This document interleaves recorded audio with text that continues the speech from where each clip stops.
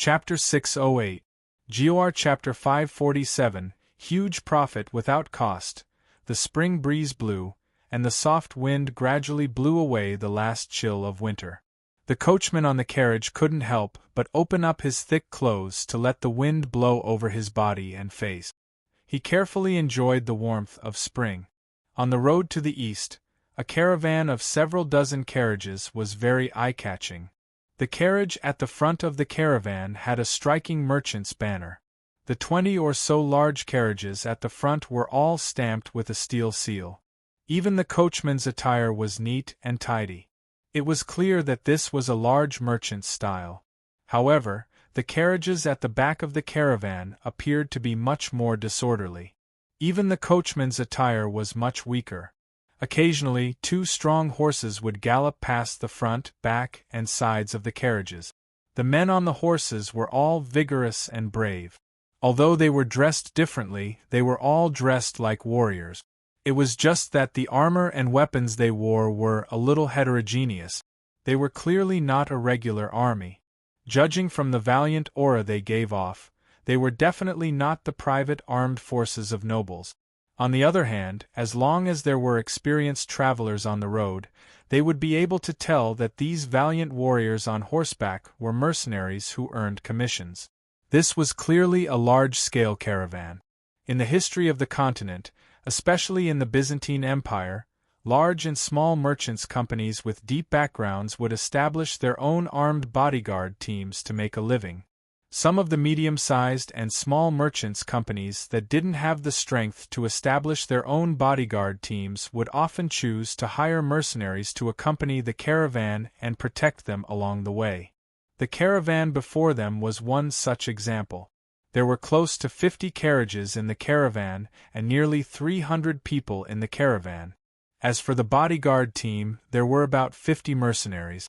However, there were only 20 or so of them on horseback.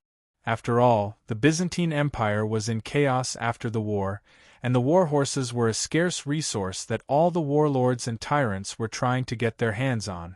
Although there were more than 200 people in this caravan, they were not all from the same chamber of commerce. Instead, there were a few small and medium-sized chambers of commerce, and even some scattered merchants who had spontaneously gathered together to form a partnership. The mercenary group that was hired was also based on the size of each chamber of commerce's capital.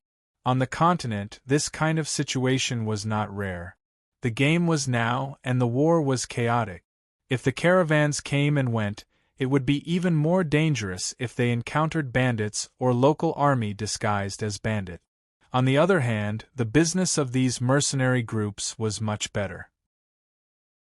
However, this caravan seemed to be a little different. Along the way, the merchant flag hanging on the leading carriage seemed to be more effective than the 50 fully armed mercenaries. Whenever they passed by the local warlords' checkpoints, those soldiers and ruffians who usually only ate and drank at the sight of the merchant flag would sensibly let them pass. Even if some of them were envious, as long as the 2 leaders of the caravan came out and secretly stuffed a string of copper horns into their hands, they would let them pass. Therefore, they would not bully them too much. On the contrary, those mercenaries were like decorations. They did not seem to be of any use at all. Along the way, they encountered a few small troubles. However, the leader of this caravan was obviously a powerful chamber of commerce. As for the scattered merchants in the caravan, it was all thanks to them that they had a safe journey. This caravan headed east. In the middle of this caravan, there was a large black carriage. The goods were piled high and were all wrapped in oilcloth. It was unknown what they were. On the goods, there were 2 people sitting cross-legged. The one on the left was tall and sturdy. Even though he was sitting there, one could see his astonishing physique. The one on the right was slightly thinner, but looked extremely capable. These 2 people were Shea and Hastings. Shea also imitated the carriage drivers. His clothes were unbuttoned, and he enjoyed the spring breeze with his eyes squinted. He only had the fire fork at his waist. As for Hastings, his black clothes were neat and tidy. However, there was a long leather case beside him that wrapped around his famous tri-edged spear. Hastings had fought in wars for so many years. The number of Byzantium soldiers that died under his tri-edged spear was uncountable. The appearance of his weapon was too eye-catching. Anyone who saw it would never forget it. Everyone knew that this tri-edged spear was the unique weapon of the martial god of Odin, Hastings. Not to mention other things, just the tri-edged spear of Hastings would attract the attention of people if it was placed in a bustling place. Although Shea and Hastings weren't afraid of trouble, they didn't want to complicate matters. Thus, they simply let Hastings carry the weapon with him. As for this caravan, the two of them met at a place called Karen City 6 days ago. Karen City was a bustling city in the eastern part of the Byzantine Empire. It was quite famous in the Byzantine Empire. But this fame was a little strange. It turned out that this bustling city wasn't under the control of the imperial capital. It wasn't owned by a single warlord. Instead, it was jointly owned by two warlords. It turned out that Karen City was located in the middle of the famous North-South Grand Canal. It was the same river that Hastings had planned to use to launch a surprise attack on the imperial capital, and this city was located along the river. But there was a strange thing. The river flowed through the middle of the city, dividing this bustling city into two. The two warlords' forces just so happened to use the river as the dividing line. Thus, this city was jointly owned by the two warlords. Shea and Hastings traveled southeast. When they arrived at Karen City, they stopped for a day. Hastings then dragged Shea out to find a merchant guild. Shea used a sack of gold coins to buy permission to travel with the merchant guild. As it turned out, Karen City was located at the center of the waterway. It was also where the two warlords' forces intersected. It was a natural stronghold for commerce. Many of the famous merchant guilds on the continent had set up shop here. And the caravan that the two of them had joined in Karen City was heading to the anarchic lands to do business in the holy city of Babylon. The Chamber of Commerce that had taken the money from the two of them was only a small chamber of commerce, and the ones in charge of the caravan were the 20 carts at the front. They belonged to one of the top merchant groups in the continent, and it was said that they had a very deep background. They had connections with both the underworld and the underworld. Along the way, the various warlord military regions gave them face, and the bandits and pirates along the way did not dare to disturb them when they saw the flag on the leading carts from afar. This was the first time Shea had traveled with a caravan like this. He was rather curious. He pulled over the head of the merchant guild that had taken his money and asked him about it. The head of the shop was about 40 years old, but he had an old appearance, probably because he had been out doing business all year round, exposed to the wind and the sun. He looked like he was 61 despite being 40 years old. However, his pair of eyes were still very lively, occasionally revealing a somewhat crafty appearance. Shea didn't know how many profiteers he had seen in Wildfire Town, so he naturally knew how to deal with such people. After exchanging a few words, they got to know each other very well. This head's name was Ardnero, but he was called Old Man Ade by others. As it turned out, being a merchant was the most dangerous job. If he hadn't died or retired by the age of 40, he could be considered an old man in this caravan.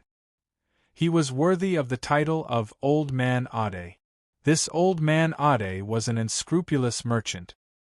He had originally joined this caravan as well, following the 20 carts at the front. When Shea and Hastings came looking for him, he black-heartedly took 50 gold coins from them. It must be known that he had only paid 50 gold coins for one cart of goods. Shea and Hastings naturally knew that this fellow was nothing more than a middleman. However, the two of them knew that if the two of them directly went to the leading merchant guild and asked to join them, although the price would be much cheaper, the large merchant guild would require strict vetting, guarantees of identity, official business documents, and so on. How could the two of them have those things? They could only bribe this Old Man Ade and pretend to be an attendant in his shop. Only then would they be able to sneak in. As for being ripped off, Shea didn't lack that bit of money anyways. This old man Ade seemed to have a guilty conscience, but he was willing to satisfy Shea's curiosity as much as possible. In addition, Shea took out a pouch of fine wine that he carried with him. The two of them enjoyed the spring breeze for a while, and this old man Ade's mouth couldn't close.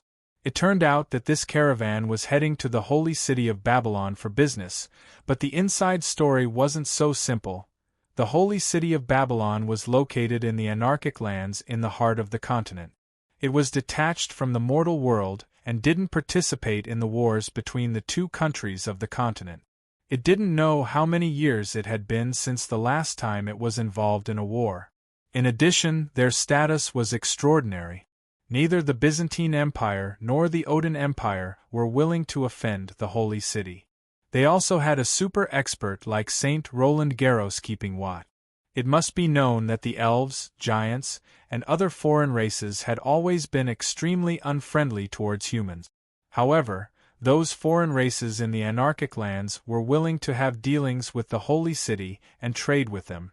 As for the other merchants of the continent, if they wanted to obtain rare goods, they could only go to the holy city to think of ways. The absence of war, the transcendent status, and the collection of the continent's rarest treasures. With so many conditions gathered together, the holy city had become the continent's most mysterious and prosperous commercial capital. Everyone knew that the holy city was a place filled with gold. If one could go to the holy city to do business, one could make quite a fortune in a single trip. Under these circumstances, all the merchants of the continent would naturally try their best to drill their heads into the holy city. However, the holy city was also very shrewd. They knew very well that if all the merchants of the continent came running to their home, it wouldn't be long before the holy city really would have to change owners. Think about it, how many people were there in the holy city? If all the merchants of the continent rushed to the holy city, it wouldn't be long before the holy city's wealth and lifeline would be controlled by outsiders. In addition, the holy city itself was a commercial territory. Although the city lord had a high status, the ones in charge were the Council of Elders. The Council of Elders was the leader elected by the merchants of the holy city. Naturally, they wouldn't allow too many merchants to come to the holy city. However, if they just closed their doors, the holy city's wealth would wither away. Thus, who knows how many years ago the holy city had set up a rule. The holy city issued merchant flags to all the countries in the world. Only merchants with these merchant flags were allowed to enter the holy city to do business. Apart from them, it was very difficult to even enter the anarchic land. The merchant flags issued by the holy city weren't something that could be casually obtained. Only the most powerful and wealthy merchants of the world had the qualifications to obtain permission from the holy city. Of course, some merchants who weren't the most powerful but were able to obtain some unique goods that the holy city liked could also obtain a merchant flag. In the world, no more than 64 of these flags had been issued. Byzantium occupied half of them, while the other half was divided between Odin and Lantis merchant group. Thus, the merchant flags of the holy city weren't just a form of permission to do business. They were a symbol of status. Having a saint's merchant flag meant that one's merchant group had already entered the ranks of the top merchant groups in the world. Merchants who didn't have such flags could only sigh. If you wanted to force your way into the holy city, it was absolutely impossible. Without a merchant flag, even if you reached the outskirts of Babylon, you wouldn't be able to take a single step into the city.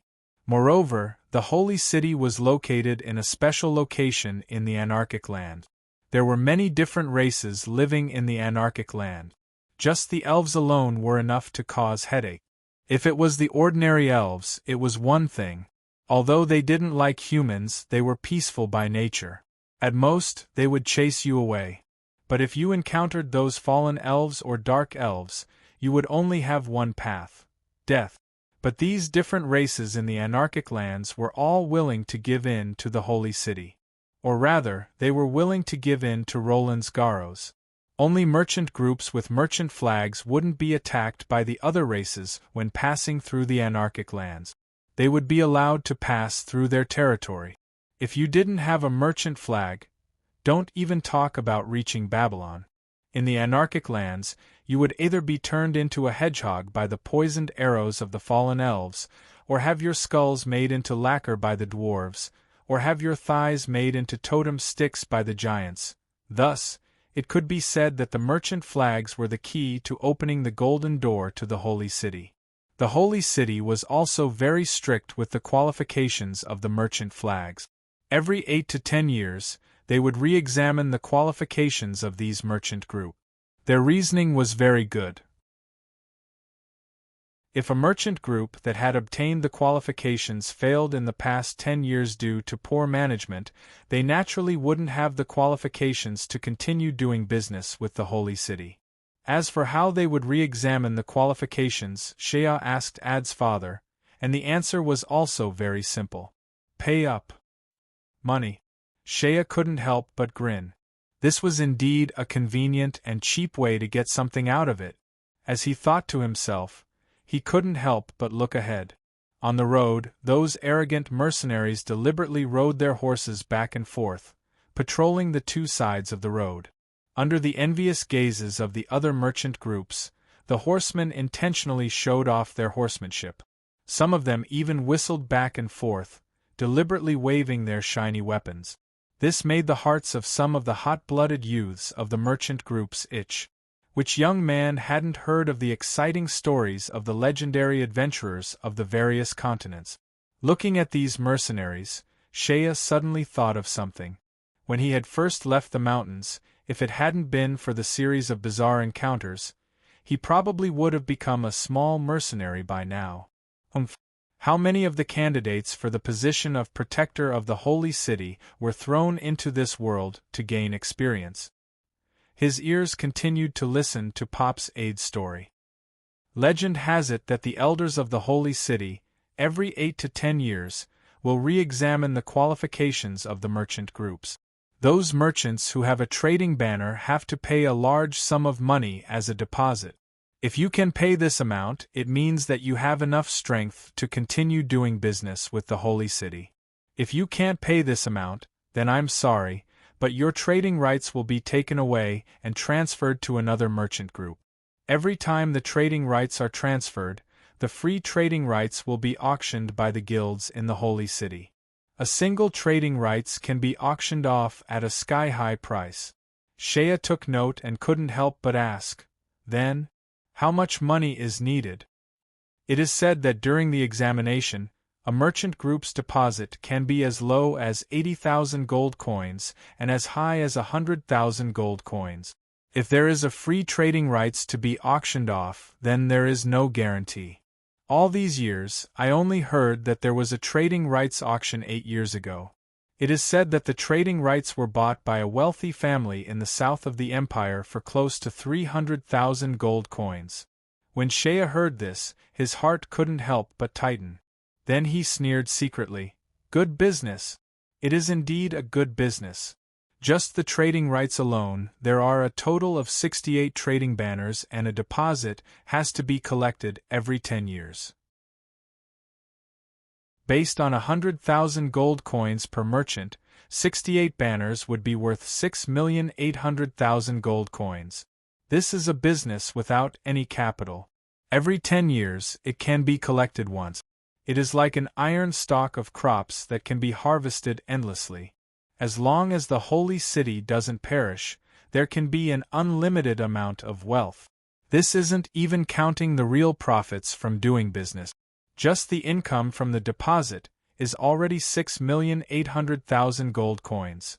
Every 10 years, on average, it would be 680,000 gold coins per year. One must know that the Byzantine Empire is a huge country with tens of millions of people, tens of counties and hundreds of cities. In a peaceful and prosperous era, the annual financial income was only tens of millions of gold coins. This hasn't even been deducted from the financial expenses. Just the interest money of the Holy City alone is close to 700,000 gold coins a year. Isn't this frightening? And this is pure profit without any capital. There is no need to pay anything. Just by opening their mouths they can get it. If there is a merchant who can't afford it and takes away the trading rights, they can just sell it for an astronomical price. After thousands of years, how could the Holy City not be the richest in the world? How could it not become the most prosperous trading Holy Land in the entire world? Shea couldn't help but curse a few times. Old man Adda heard this from the side, but he didn't find it strange. Actually, in this world, which merchant wouldn't be jealous of the wealth of the Holy City? Only, the Holy City is deeply rooted, and no one can do anything about it. All they can do is obediently accept it. However, after eating and drinking to their heart's content, who wouldn't have the thought of hating the rich and being jealous of them? It was human nature to criticize them behind their back. Even Adda's father would often curse them. Hastings, who had been silent this entire time, heard this. Seeing Shea's jealous eyes, he laughed coldly and intentionally said in a mocking tone, "The crow is laughing at the black pig." What? Shea glanced at Hastings. The reason why the Holy City can be so arrogant is because they have a monopoly on the production of the entire anarchic land. The anarchic lands is a dangerous place, and there are so many alien races living there. Those alien races only trade with the Holy City, not the other humans. The Holy City has a monopoly on the production of the entire anarchic land. If it isn't arrogant, who is? As for you, you little country bumpkin, everyone has the right to be jealous, but you don't. As he spoke to this point, Hastings suddenly whispered into Shea's ears in an almost inaudible voice, "You've used your methods to monopolize the production of the Zaku tribe, forcing all the other merchants to eat the leftovers from your bowl. They have to obey your whims. Aren't your actions the same as the Holy City's?" Heh. Hearing Hastings's words, Shea couldn't help but blush. Originally, it was natural to make a lot of money by monopolizing the market. After chatting with Shea for a while, Old Man Ade was worried about his own caravan, and so he jumped off the carriage and went to check it out. Leaving behind Shea and Hastings, Shea said, "Are we just going to follow this caravan all the way to the Holy City? There are hundreds of people and dozens of carriages. How long will that take? Don't you know the way? Why don't we go on our own?" Hastings rolled his eyes. "First of all, when did I say I knew the way? You! Have you ever heard of me going to that Holy City?" The country bumpkin was stunned. I don't think so. I haven't been there," Hastings said calmly. "I just happen to know where to find a caravan going to the Holy City in Karen City. But if we ask someone about the way, it'll be much faster for the two of us." Shea shook his head. "In the anarchic lands, to get to the Holy City, you have to pass through the forests and oceans of the elven race, as well as many dangerous mountains and rivers. Aside from nature elves, there are also fallen elves, dark elves, hill dwarves, and giant. I heard that there are also some strange half-human, half-beast creatures that live deep in the mountains. Unless you carry the Holy City's flag, you'll be supplied. But given our abilities, it shouldn't be too hard for the two of us to charge through." Shea was quite confident. "Not necessarily." Hastings's voice grew solemn. "Don't underestimate the races of the anarchic lands. Have you forgotten? I'm an expert, but back then, I was nearly killed by that Mr. Peach's poison." A hint of anger flashed through Hastings's eyes. "So what if you're an expert? If we charge in without permission, those natives will be able to easily poison us. Although following this caravan will be a bit slower, it'll be safer." When did the mighty Hastings become so cautious? Shea couldn't help but marvel. "Based on what I know about you, based on your temperament, you'd have long since grown impatient. You'd charge in alone with that tri-edged war spear of yours. What's wrong with you? Why did you suddenly change your temperament?" To be continued. If you like this work, you are welcome to come to Chidien. Come to vote for me. Your support is my biggest motivation. Chapter 609. GOR Chapter 548. Disaster affecting the city gate. Hastings smiled. No matter what Shea said, he did not reply. The caravan headed east. First, they headed south. Then, they headed east. Although this route was not a war zone, it was still a warlord's territory. The closer they went to the southeast, the more tense the atmosphere became. Along the way, the local warlord's army would become tighter and tighter. However, despite the strictness of the inspection, the caravan was not truly obstructed. Old Man Ade quietly explained to Shea. Now that the world is in chaos, if these warlord governors want to continue to be independent, then they will need the support of those chambers of commerce in the continent. At least, those military supplies, equipment, provisions and other strategic reserves. If they don't have the help of these big chambers of commerce which are connected to the world, then they won't be able to do anything. Therefore, although these warlord governors are strict, but if they encounter these first-class chambers of commerce, they won't dare to make things too difficult for them. Pausing for a moment, he chuckled. Thus, in order for us small families to survive in this chaotic world, we can only rely on these large merchant guilds. We can only pay them for passage and hope for safety. After traveling for another 10 days, they finally entered the eastern region of the Byzantine Empire and arrived at the strategic town of the Kavestan military district. This time, the caravan finally met with an iron plate. Even when the leader of the merchant guild at the front stepped forward, the other party refused to budge. The caravan stopped. Right before them was a small city. This small city was situated between two hills.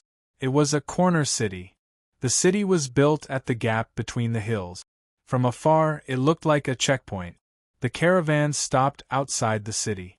The city gates were half closed. The soldiers on the city walls were fully armed and looked as though they were about to face a great enemy. The leader of the merchant guild at the front negotiated with the soldiers at the gate for a long time. However, the other party only shook his head. The leader stuffed a heavy bag into the hands of the officer. Although the officer's expression became slightly better, he still shook his head. Although his attitude became much more amiable, he still refused to budge. Even when the leader of the caravan pointed at the banner of his family and tried to persuade them, the other party's attitude remained unchanged. Shea and the rest were watching from the back. After a while, they saw Ada's father squeezing his way back. His face was covered in sweat as he kept sighing and shaking his head. "Damn it, I'm so unlucky." They said that there was a battle going on ahead, so they had sealed off the path and forbade anyone from passing through. I've already said all the good and bad things, but it's useless to bribe him with money. Looks like I'm going to have to pay a huge price for this trip. When Shea heard this, he and Hastings looked at each other and saw a trace of surprise in each other's eyes. War? What kind of battle could there be here? It had to be known that this was the eastern part of the empire, not far from the eastern border of the empire. It could be considered the only peaceful land in the entire Byzantine Empire. How could there be a war in the east of the empire? This place was far away from the imperial capital Osgiliath in the south. Osgila's defense of the imperial capital had never affected this place, and Odin's invasion in the north was also far from here. Later on, when the Great Rebellion in the south occurred, the Duke of Minas went down south to quell the rebellion, but that was also far away in the south. In the east of the empire, there were only a few military governors of the second-rate warlord party that were not too big or too small. Their influence was not too big, but it was not too small either. They only had the right to raise their voices in the Red Round Table Conference. The several warlord forces nearby were all part of the Red Round Table, and there was no great hatred between them. Especially in this time of the year, they knew that they could only survive if they banded together. War? Who would fight who? Shea and Hastings. One was the most powerful person in the empire, and the other was the #1 general of the enemy country who had been plotting against the Byzantine Empire for half his life. They naturally knew the current situation like the back of their hands. When they heard this news, they immediately felt that something was wrong. Logically speaking, there should not be any war in the East. At this moment, the caravan had already stopped. The merchants behind the caravan saw that the road was blocked, so they all sent their subordinates forward to scout for information. Old Man Ad was no exception. After a while, the scout in front came back with a report. Old Man Ad's face was as white as paper when he heard the report. He kept stomping his feet, thumping his chest, and sighing. He had a sad expression on his face as he cried, we've lost everything this time." It must be known that he had put a small part of his family's fortune on these carts of goods. Including the travel expenses, the cost of the goods, and the deposit for joining the caravan, it was already a huge burden. If he had reached the holy city safely, he would have profited greatly from the trade. But now that they were blocked halfway and could not move forward, if he turned back to Karen City, then the transportation expenses and the deposit for joining the caravan would naturally be thrown into the water. And with so many carts of goods in his hands, how was he going to digest them? He was not a top merchant in the first place. He was just a merchant in Karen City with a lot of property. Although he was well off, he could not be considered rich. If he lost money on this trip, including the initial investment and the delay, he was afraid that he would go bankrupt. Old Man Ad was weeping here. Shea immediately jumped down and pulled Old Man Ad's subordinate to inquire about a few things. However, regarding the matters of the war, the soldiers of the city defense at the checkpoint in front did not say much. They only knew that the city defense had been closed to block the road. Other than that, they could not inquire about any valuable information. The caravan stopped on the main road. Immediately, someone came to invite Old Ad to discuss. It turned out that the leading merchant in the caravan had invited the merchants in the caravan to discuss countermeasures. Old Man Ad left with his head covered in sweat. When he returned, his face was gloomier and gloomier. According to him, the checkpoint was completely closed. The leader of the caravan tried to communicate with many parties and bribed them with money. He also pulled some strings, but the other party did not dare to let them pass. Although the leading officer of the checkpoint was also greedy for money, it was a matter of military order. If there was a mistake, it would be a serious crime that would cost him his head. Although money was cute, if he lost his head, he would not be able to enjoy it. Although everyone in the caravan was disheartened, they were not completely disappointed. A caravan like this could not be disbanded so easily. Everyone still planned to work hard. It would not be easy for them to give up and turn back so easily. Although they did not have a solution, everyone could only stay here and wait for news. Fortunately, they had bribed the officer of the checkpoint. Although they were not allowed to pass, they could spend money to buy some food and water from the city. Everyone temporarily waited on the road. It was said that the leader of the merchant had sent an urgent messenger to invite some influential people to come forward. Just like that, the caravan waited outside the city for a day. At night, hundreds of people camped by the road outside the city. Fortunately, everyone was traveling for trade, so it was normal for them to sleep in the open. At night, they formed a circle around the caravan and set up camp. The city was right in front of them, but they couldn't enter.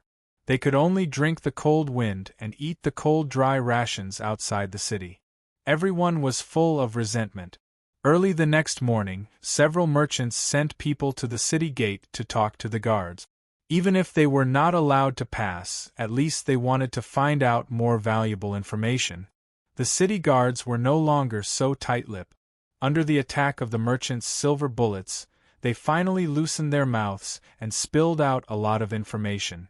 Then, this information was passed to the caravan. When Shea heard it, he couldn't help but be dumbfounded. Then, his expression became strange. It turned out that the war warning in this place was real. There was indeed a war to be fought, and the side of the war was an old friend that Shea was very familiar with. The caravan stayed here for another day. At night, they were still preparing to set up camp as usual. But when the sky turned dark, they suddenly felt a tremor on the ground. These caravans who were used to traveling far were all experienced. When they heard it, everyone's expression changed. The mercenaries and warriors quickly jumped up and whistled to call for their companions. They quickly directed all kinds of people to retreat into the circle formed by the carriages. There were also warriors who were already lying on the ground with their ears to the ground.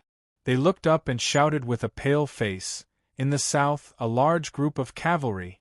At least 2,000 or 3,000 cavalry." The mercenaries' judgment was very accurate. The caravan hid in the encirclement, and some of the young and strong men took out their weapons from their carts. When they went out, other than the mercenaries they hired, they would also be prepared. There were hundreds of people in this caravan. If there was an emergency, there would be more than 200 people who could take out weapons. The sky had just darkened. In the direction of the south, a cloud of dust could be vaguely seen, covering the sky and the sun. Everyone in the caravan had a change of expression. Even the mercenaries who were used to licking blood on the edge of the blade looked stern. The cloud of dust on the road in the distance was Wu Rant's cavalry. It was now the beginning of the spring season. A few days ago there was a spring rain, so the road was not as dry as it was in the autumn. Therefore, the cavalry could not see the dust until they got closer. If it was autumn, the dust would have been visible from far away. The cavalry came from afar. Their speed didn't seem to be very fast, but they were marching at a uniform speed. Xiao, who was used to leading soldiers, could see that the commander of this army had deliberately held back his horsepower. When they got closer, he could see that the cavalry was marching, and their formation was very neat. They clearly had the appearance of an elite army. That kind of third-rate warlord governor from the countryside would never be able to afford to raise such a cavalry. Among the forces in the Byzantine Empire, there were very few that could raise cavalry of this scale. When the cavalry got closer and Shea could see their banners and attire, it was even more shocking. They were actually dressed in the uniform of the Central Army of the Byzantine Empire. Cavalry were all mounted on 2 or even 3 horses. Such a configuration could be said to be extravagant. The cavalry's attire was the black-striped cavalry armor that only the Central Army could equip. They all had a small shield on their left hand, a lance on their right hand, and a saber on their saddle. The Central Army. This was the standard cavalry equipment of the Central Army of the Byzantine Empire. Seeing such a large group of Central Army cavalry suddenly appear in the eastern part of the empire, which was already under the control of the warlords, everyone was shocked. The only one who did not look surprised, but only a little strange, was our master Shea.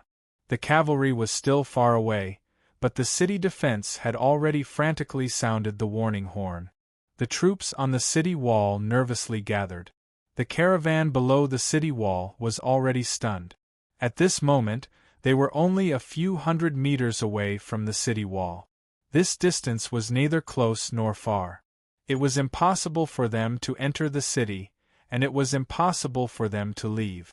If the two sides were to fight, the first to suffer would be this caravan. Whether it was the merchants or the mercenaries, they instantly understood this truth. Many of them were already pale. Only the mercenaries were still holding their weapons tightly, but none of them were as spirited as before. The cavalry that came from afar also noticed such a strange caravan below the city wall. Such a caravan below the city using carriages to form an encirclement was naturally very eye-catching. Seeing the cavalry from afar, a bugle call soon sounded. Shea naturally recognized it. It was the marching signal of the Central Army cavalry. Not long after, the cavalry slowed down and stopped in the distance. After regrouping, they looked at the caravan below the city wall covetously. This scene was extremely strange. It was likely that the cavalry did not expect such a strange situation to occur. They came to this city to attack, but did not expect that there would be such a caravan stationed outside the city. Over at the caravan, half of the leaders of the leading merchants had already fainted. Seeing that the cavalry had stopped, the leader of the Chamber of Commerce did not dare to let his men react. This kind of situation was delicate. If his men made any movements that the other party misunderstood as hostility, then it would be suicidal. They might have a few hundred young men with weapons, but if they were to run into a proper cavalry of the Central Army, they would be wiped out in a matter of seconds. They were just a ragtag bunch, and they would be wiped out in a matter of seconds if they were to run into professional elites. Fortunately, the main family of the caravan, the big Chamber of Commerce, was a wealthy family that held the trade flag of the Holy City. Naturally, the leader sent to lead the caravan was not a mediocre person. He quickly made the most correct response. He sent someone to hang the flag of his family high up. Then, he opened the encirclement and rode out himself. From afar, he raised his hands to show that he did not have any weapons and urged his horse to approach the cavalry. He also knew the rules. When he was far away from the cavalry, he took the initiative to dismount from his horse and crawled over. 2 cavalrymen came up to him and searched him up and down before bringing him to the front of the group. The leader of the caravan was brought to an important person who was surrounded by many people in the cavalry. He knelt down and said something. After a while, he was released. From afar, he waved his hands at the caravan. The few important people in the caravan saw his gesture and were relieved. They were safe. The cavalrymen sent out a small team and quickly surrounded the caravan. The caravan quickly drove the carriages away from the station and away from the city defense. At the same time, the cavalrymen kept a close watch on the caravan and didn't relax at all. Shea saw this and laughed in a low voice. Good that they did not treat us as cannon fodder. At least they have a conscience. Looks like the battle is about to start. When Hastings heard this, he opened his eyes and looked at the cavalry not far away. He sneered and closed his eyes to rest.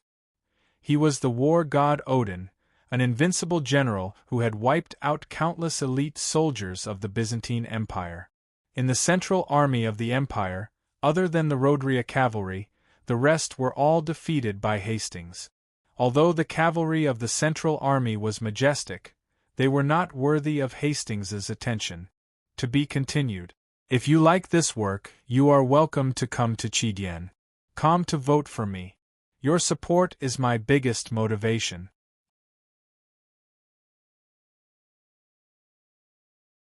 Chapter 610. GOR Chapter 549. With divine help, the central army of the Byzantine Empire had always been regarded as the army of the royalists. The commanders of the various divisions of the Central Army had always been selected from the Eagle faction to ensure their loyalty to the imperial family. The Central Army was also the biggest bargaining chip that the imperial family relied on to fight against the warlord. However, the current situation was no longer the same as before.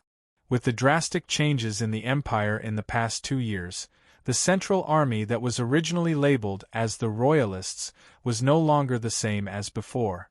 The strongest and most elite cavalry, the Rhodria cavalry, had been wiped out. When the Odin people invaded, the first thing they did was to wipe out the 6th and 7th divisions in the north. The Battle of Osgilla lasted for more than a year. The fierce battle with the Red Round Table warlords had caused the Central Army to gradually lose its strength.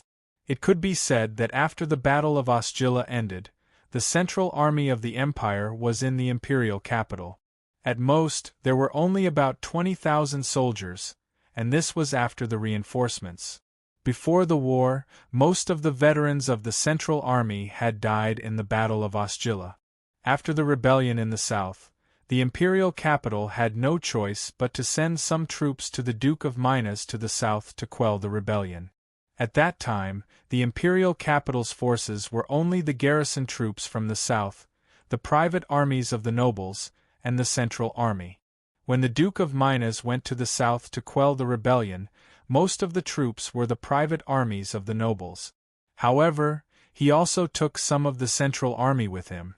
Although it was not a lot, The old duke had been a soldier for his entire life, and had many disciples. There was no doubt that the troops that the old Duke of Minas took with him were all swallowed up by the old Duke of Minas. After that, there was no trace of the Central Army anymore. It was a pity that the Roadrear army, which had hundreds of thousands of soldiers, had an invincible iron army, had now declined to such a state. So, where did the Central Army's cavalry come from? Shea was not surprised at all. This was because he had already seen the front of the cavalry formation from afar. He saw the general in the middle who was tightly surrounded by the cavalry. Although it was only a glance from afar, Shea had already recognized him. Rodi, the son of the Duke of Minas, the one known as the Young Lord. Why would Rodi appear in the east? It all started a few months ago. When the old Duke of Minas went south to quell the rebellion, he first coaxed his son to leave. He then made Rodi the vanguard cavalry commander to go south and wipe out the rebels. On one hand, the old duke knew that his son had been cooped up in the imperial capital for too long. On the other hand, his son was very dissatisfied with some of his method. He simply used the excuse of playing as a vanguard to send Rodi to the south to vent his anger. On the other hand, it was to prevent the rift between the father and son from widening. The old duke then led the army south. Along the way, he had to carry out a purge to prevent his son from becoming dissatisfied. However, the old duke still loved his son. Although Rodi was quite capable, this was the first time Rodi had led an army on his own. The old duke was still very affectionate and gave Rodi 2,000 vanguard cavalrymen. It could be said that the 2,000 vanguard cavalrymen were all gathered from his family's assets. There were not many cavalrymen left in Osgilla. Many of the horses were replenished after the war. The old duke pulled some from the Central Army and selected some elites from the local garrison. He also selected the backbone of his own private army to form 2,000 cavalrymen. Not only were the soldiers carefully selected, but they were also equipped with a batch of Central Army equipment from the warehouse in the imperial capital. The armor and weapons were all standard equipment of the Central Army and were distributed to the soldiers. As a result, the 2,000 cavalrymen led by Rodi transformed into the Central Army. When Rodi led the 2,000 elite cavalrymen to the south, he was like a tiger released from its cage. This little Lord Jew was already full of resentment in the imperial capital. He was very dissatisfied with his father for sacrificing Daphne again. At the same time, he could not accept his father's disloyalty to the empire. On top of that, Rodi had been suppressed by his father for so many years. Even though he was talented and capable, he could only be an idle playboy in the imperial capital. He felt even more wronged. Now that he finally had the opportunity to lead an army to fight alone, it was as if he had vented all his resentment. His 2,000 cavalrymen were supposed to be the vanguard for the army behind them. They were supposed to clear the way for the main army behind them. They were supposed to clear the way for the main army behind them to suppress the rebellion. However, who would have thought that the young duke would be so fierce? His 2,000 cavalrymen happily headed south and fiercely plunged into the hinterland of the rebellion in the south. Why would they care about the main force to quell the rebellion? He wished he could take over the world alone. Rodi was indeed capable. Under his leadership, the 2,000 cavalrymen were like tigers descending from the mountain. After they rushed into the rebellion area, they immediately turned the place upside down.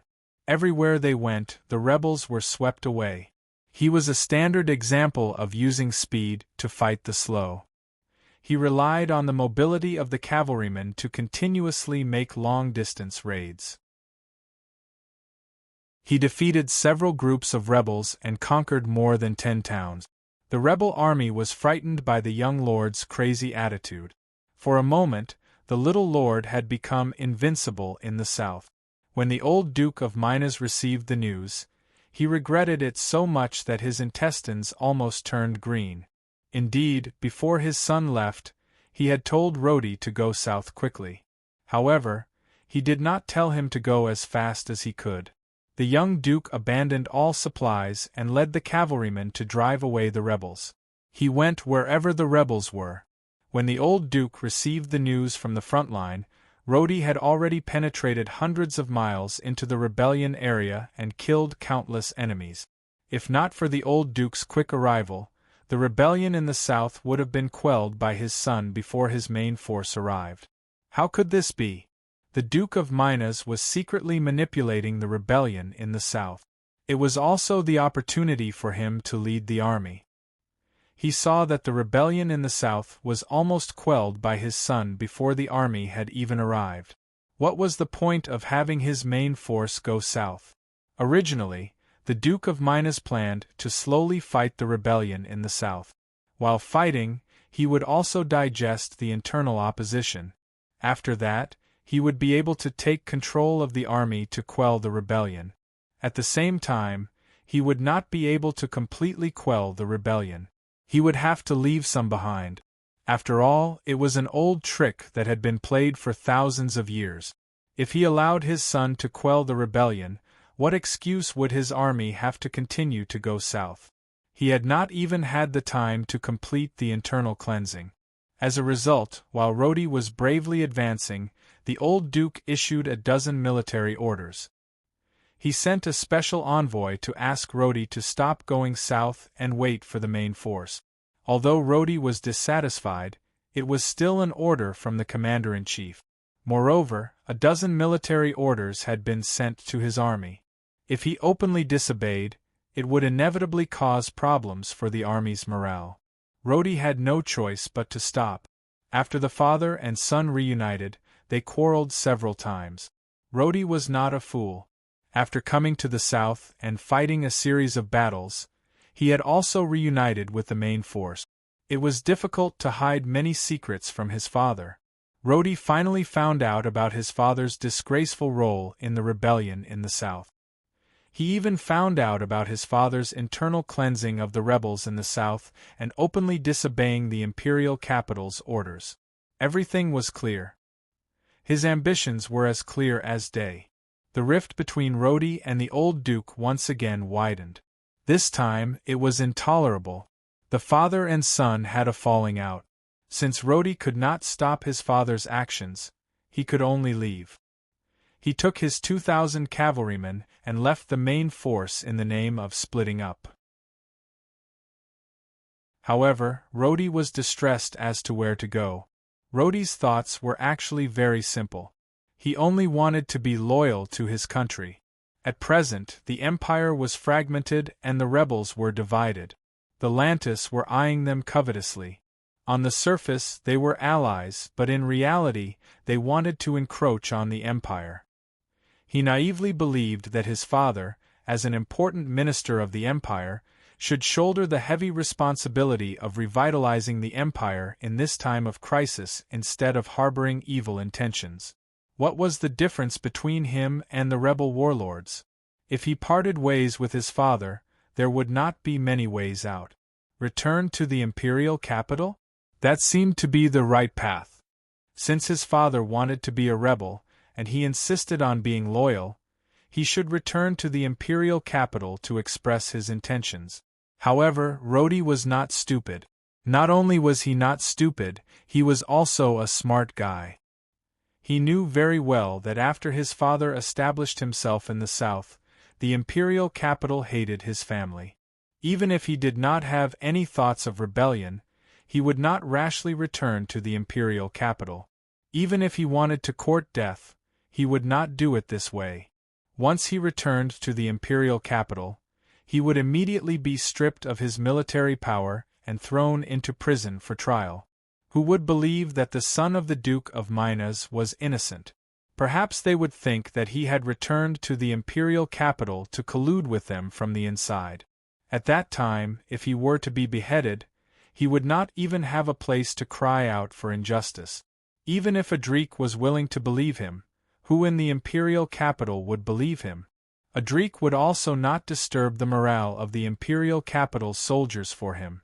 At that time, he would have to sacrifice himself. Returning to the imperial capital was the same as courting death. It would not benefit him or the country. He did not want to rebel with his father, but he was also unwilling to return to the imperial capital to court death. After Rodi thought about it, there was only one path left. Damn it, Lao Tzu will do it himself. To serve the country, one must fight against the rebels. His own Lao Tzu was establishing himself in the south, and Adrik was biding his time. If you all do not fight, then Lao Tzu will fight by himself. When he said he would do it, he would do it. This young master really had the imposing manner of a fierce tiger. He was not a fool. He only had 2,000 cavalrymen. Furthermore, he had fallen out with his father. The military supplies he brought were also limited. They could only support him for 2 battles. 2,000 cavalrymen was not a lot, but it was not a small number either. If he were to fight against a top warlord like Hughes, he would be courting death. However, if he were to pick on some soft persimmons, after thinking carefully for a long time, Rodi set a path for himself, to the east. In the current situation of the empire, the north was Xiaoya's world, while the center was the core area occupied by the rebel army's henchmen. The imperial capital, Osteria, was like a nail stuck in the rebel army's throat, and the south was being nibbled away by his father. Only the east of the empire was not rich. That was because it was connected to the anarchic lands and relied on the trade route to make a fortune. There were no powerful warlords. There were only a few second-rate and third-rate Tima military districts. Each family only had a few thousand soldiers. Their territories were large and small. Rodi was not afraid of facing any of them alone. As long as he was cunning enough, he could move back and forth between them and not let them surround him. He could seize the opportunity to take a few bites and gain a firm foothold. After that, he would have the capital to develop. As a result, Rodi led his troops to the east. How could the small military districts in the east have the strength to deal with him? If 2,000 cavalrymen were to fight in the field, they would be able to win even against infantrymen several times their number. Even if they could not win, they would still be able to escape. The small warlords in the east were not that wealthy. Each family could at most gather 7,000 to 8,000 soldiers. As for the expensive cavalry, it was impossible for them to gather a large number of them. When Rodi arrived in the east, he was like a fish in water. First, he relied on the mobility of the cavalrymen to fight a few beautiful battles. He captured a few towns and obtained the most urgently needed supplies. After that, he fully utilized his mobility and ran back and forth between several military districts. Today, he would attack the east. Tomorrow, he would attack the west. Sometimes, he would attack the east. Sometimes, he would attack the west. Sometimes, he would attack the east. In less than a month, he had captured 3 cities. The governor of one of the military districts did not manage to escape. He was trapped in the city and held captive. After that, he was beheaded and his head was sent to the imperial capital to be rewarded. This time there was a lot of fun. The Duke of Minas's son, Lord Rodi, had left his father and led an army to help the empire quell the rebellion in the east. He was fighting the rebels of the barons. He also beheaded a governor and sent his head to the imperial capital to show his loyalty. Such a matter immediately shook the entire imperial capital. First, they were shocked that the old traitor, the Duke of Minas, had raised such a loyal son. Second, the imperial capital was also pleasantly surprised. The Duke of Minas and his son had turned against each other. It seemed that the power in the south had been weakened. The third reason was that the imperial capital was worried about how to reward Lord Rodi and argued endlessly. Although this young Lord Rodi was not a traitor like Lao Tzu, they were still father and son. God knows when they would reconcile. They might even join forces to deal with the empire's central government. If Rodi were to be rewarded too generously and praised too highly, Rodi would lose face and rebel. Then, the imperial capital would lose face. In the end, it was Adrik who ruled out all the objections and decided to reward him. Since it was a military merit, it should be rewarded. After all, he had beheaded a governor of a military region. Looking at the whole world, only Shaya of the North, that violent and heaven-defying ferocious person, could destroy 4 military regions in one breath. Although this young Lord Rodi only had 2,000 soldiers, he was able to defeat a military region, although this military region was very weak. However, it was still a military region in name. The merit of beheading the enemy chief could not be erased. Soon, the imperial capital contacted Rodi. The imperial capital recognized the legal status of the army led by Rodi and gave them a legal identity to quell the rebels in the east. Rodi was also appointed as the general commander of the Eastern Rebellion. In this way, the young Lord Rodi was completely separated from the Duke of Minas, Lao Tzu. What? Do you know the general who led the army? Seeing Shaya's strange expression, Hastings sneered. Did you meet an acquaintance? Why don't you go up and say hello? Since he is an acquaintance, he might let our caravan pass if you go up and say hello. Shaya thought for a moment and hesitated for a moment. Finally, he shook his head and said, "Forget it." He knew his own family's matters. In the face of Rodi's words, he felt very guilty.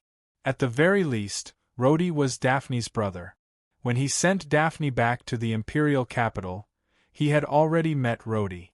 Rodi was a very meticulous fellow. At that time, he was watching from the sidelines. When his younger sister, the Empress, and the general from the north parted, she seemed reluctant to part with him.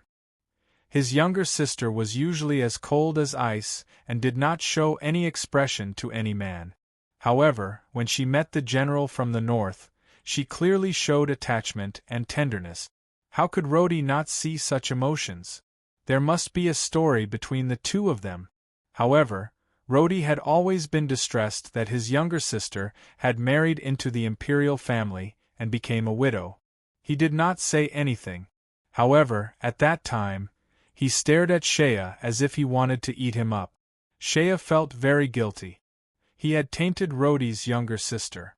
Moreover, it was a shady business. How could he dare to swagger to meet Rodi?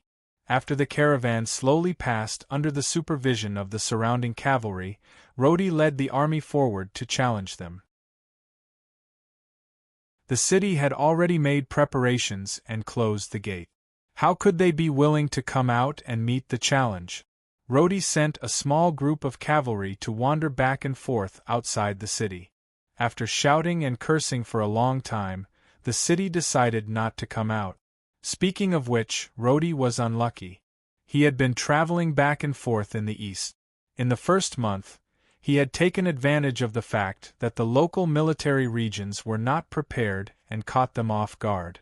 He took advantage of the cavalry's sudden attack and took advantage of them. However, they gradually got used to Rodi's way of dealing with them. In addition, the opponent was a local tyrant. After a long time, Rodi gradually lost the advantage. Several military regions had the same idea. They exchanged information, built beacon towers, used smoke signals, and used the town as a stronghold. They then withdrew their forces and cleared the field. Rodi's cavalry was indeed difficult to find an opponent in the east. However, if Rodi hid in the city and did not go out, the cavalry could not possibly use their heads to hit the city walls. If Rodi dared to attack the city, the rebels would be laughing. If the cavalry attacked the city, wasn't that just courting death? The purpose of a sudden attack was to take the enemy by surprise. However, the enemy had already launched the strategy of tortoise. Rodi's days had gradually become difficult. This time, the enemy had already received the news of Rodi's attack the day before. They had used the fire beacon to warn the enemy and had already tightened the city's defenses. Rodi had missed his target, and by the time he arrived at the city's defenses were already prepared. Rodi led his men outside the city and cursed for a while. In desperation, he could only send some men to the surrounding villages to find a way to get some supplies. Forget it. For the sake of Daphne, I will help this guy this once. Shea could not help but sigh when he saw that Rhodey's cavalry were helpless outside the city and could only waste their energy to curse. If you want to go, then go. I am not interested. Hastings closed his eyes. At night, Rhodey was finally discouraged. He knew that he could not break into the city in front of him. After dawn, he had to quickly leave the place with his men to avoid the enemy getting the news and mobilizing troops to besiege him. The cavalry had to fight and run back and forth in order to survive in a place where they were surrounded by enemies. His men suggested that they simply swallow the caravan, but Rhodey did not hesitate to refuse. He knew very well that if he swallowed the caravan, he would be able to get some supplies for himself. However, Rhodey, who was born in a military family, knew better that the army could not do such a thing. Once the army degenerated into bandits, they would completely degenerate. They would completely lose the soul of the army. Compared to this little bit of supplies, Rhodey believed that it was more important to maintain the soul of the army. If they were greedy for temporary benefits and developed the habit of robbing, then the army, which was still united, would completely transform into a pile of loose bandits. Therefore, he only asked his men to take the caravan to the rear and watch over it. He did not intend to touch them. He had also sent 2 other teams to the nearby villages to collect supplies. It was an exchange, not a robbery. The army still had some money, which was seized from the last time they broke into a city. Rhodey knew very well that if his army wanted to survive in the east, they must not fall out with the local people. Therefore, even if he had to collect supplies in the villages, he would never allow his men to forcibly rob the farmers of their rations and livestock. Instead, he would be willing to buy or exchange. He also knew that he was fighting against the local warlord government. If he offended the grassroots people, then he would no longer have a place to survive in the east. However, those cunning warlords had scorched the walls and cleared the field. They used the city as a stronghold to shrink their defenses. They made it impossible for him to break into the city. If he could not get any money or loot, his family would soon be emptied. At that time, even if he wanted to maintain the style of the army, he would not be able to restrain his men, no matter how strictly he ordered his men not to rob. After all, no matter how correct the truth was, it could not be eaten. When one was about to starve to death, who would care so much? Pass down the order. We will leave this place at dawn. Rhodey thought for a moment and then whispered to his deputy general, "Send 2 teams to hide behind the hillside. Our brigade will leave from the main road. If the defenders in the city let down their guard, the ambushers will rush out from behind the hillside. Perhaps we will have a chance to rush into the city." The deputy general looked at Rhodey and gave a wry smile. "Young lord, although this method is not bad, we have already used it several times. The rebels in the east have already learned their lesson. If we use it again, I am afraid we will not be able to deceive anyone." Rhodey blushed and smiled bitterly. "There is no other way. Are we going to let our brothers dismount and cut down the trees to build siege weapons to attack the city? Sigh. We only have 6 days of rations left. The horses are losing weight. If we do not think of a way, I am afraid we will not be able to last much longer." Rhodey frowned and sighed. He looked at the city in front of him under the cover of the night. Just as he was pondering bitterly in his heart, he suddenly saw a red light shoot up into the sky from the city gate. That red light was extremely dazzling in the night sky, and a thunderous rumble could be heard from afar. The earth shook violently a few times. Rhodey suddenly jumped up. That was because right in front of him, the city gate collapsed amidst the red light and the rumbling sound. Amidst the rumbling sound, rocks flew everywhere. Large pieces of rocks were bounced off by the explosion and rolled away. The originally neat city gate now had a gap of more than 10 meters wide in Wu Ran. This scene shocked the people inside and outside the city. The city was already in a state of chaos, and the cries and shouts of the defenders could be heard from all over the city walls. Rhodey's expression suddenly changed. Although he was shocked, he had already seized the opportunity. Now was not the time to find out the reason. He immediately jumped on his horse, raised his saber and shouted, "Pass down the order! Line up and charge! Kill your way into the city! Whoever breaks into the governor's residence will be rewarded with 100 gold coins." In the midst of the chaos, the cavalrymen got on their horses and lined up. Like a whirlwind, they rushed towards the big gap in the city defense. With a huge hole suddenly blown in the city's defenses, how could the city's defenders defend themselves? Originally, the small city did not have many defenders. They were only relying on the sturdy walls.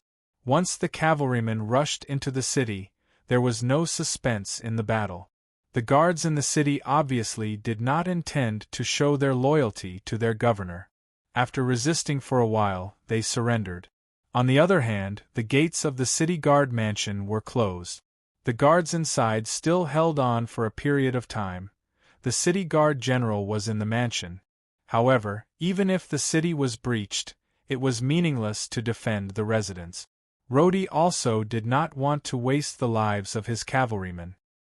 He directly ordered the surrendered defenders to shout, "Those who surrender will be spared. Those who resist will be beheaded.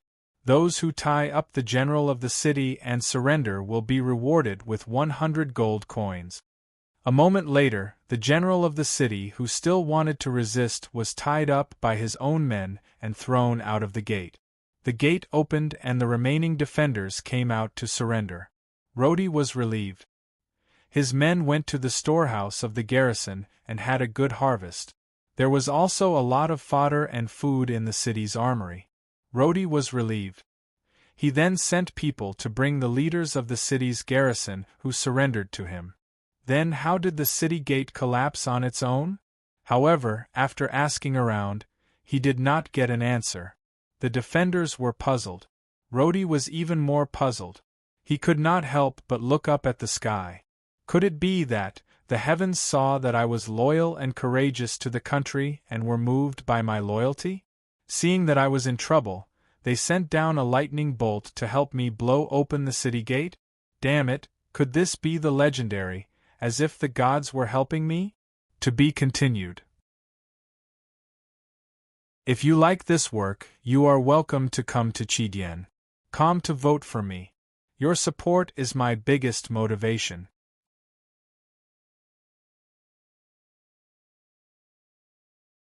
Chapter 611.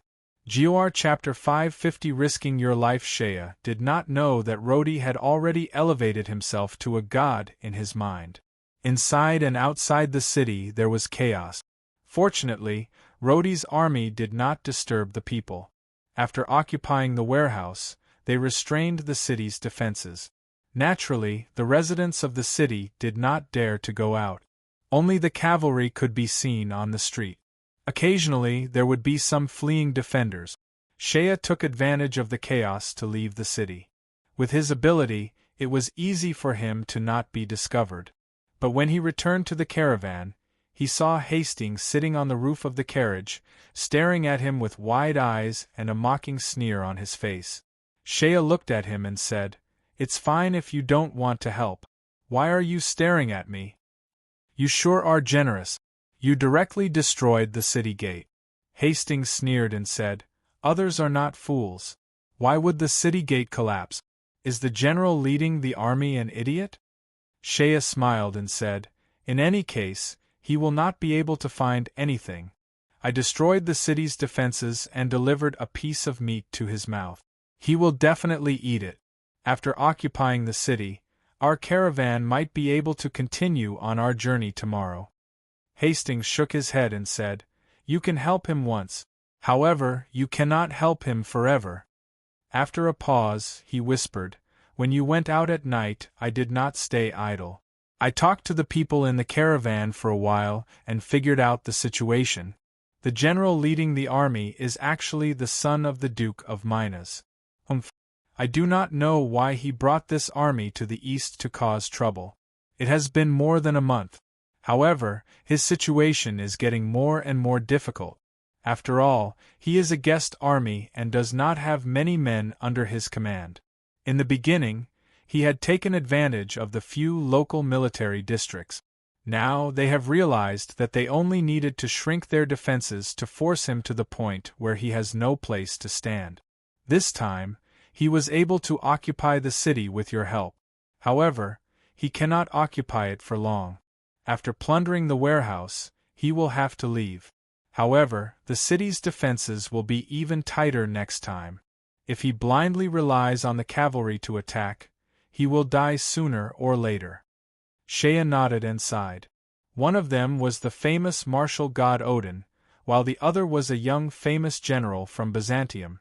Their military strategies were naturally superior. Both of them had the same opinion. They were not optimistic about Rhodey's prospects in the east. From what I saw today, he has about 2,000 cavalrymen under his command. Such a force was not small in the east. Unfortunately, he didn't use it in the right place. Shea smiled. How about we help him to the end and enlighten him? Hastings suddenly laughed and said, Little Shea, why are you so nervous about young Master Rhodey? Are you on good terms with him? He is the son of the Duke of Minas. As far as I know, that old man is not on the same side as you. How could Shea be willing to say that he had touched the girl's body?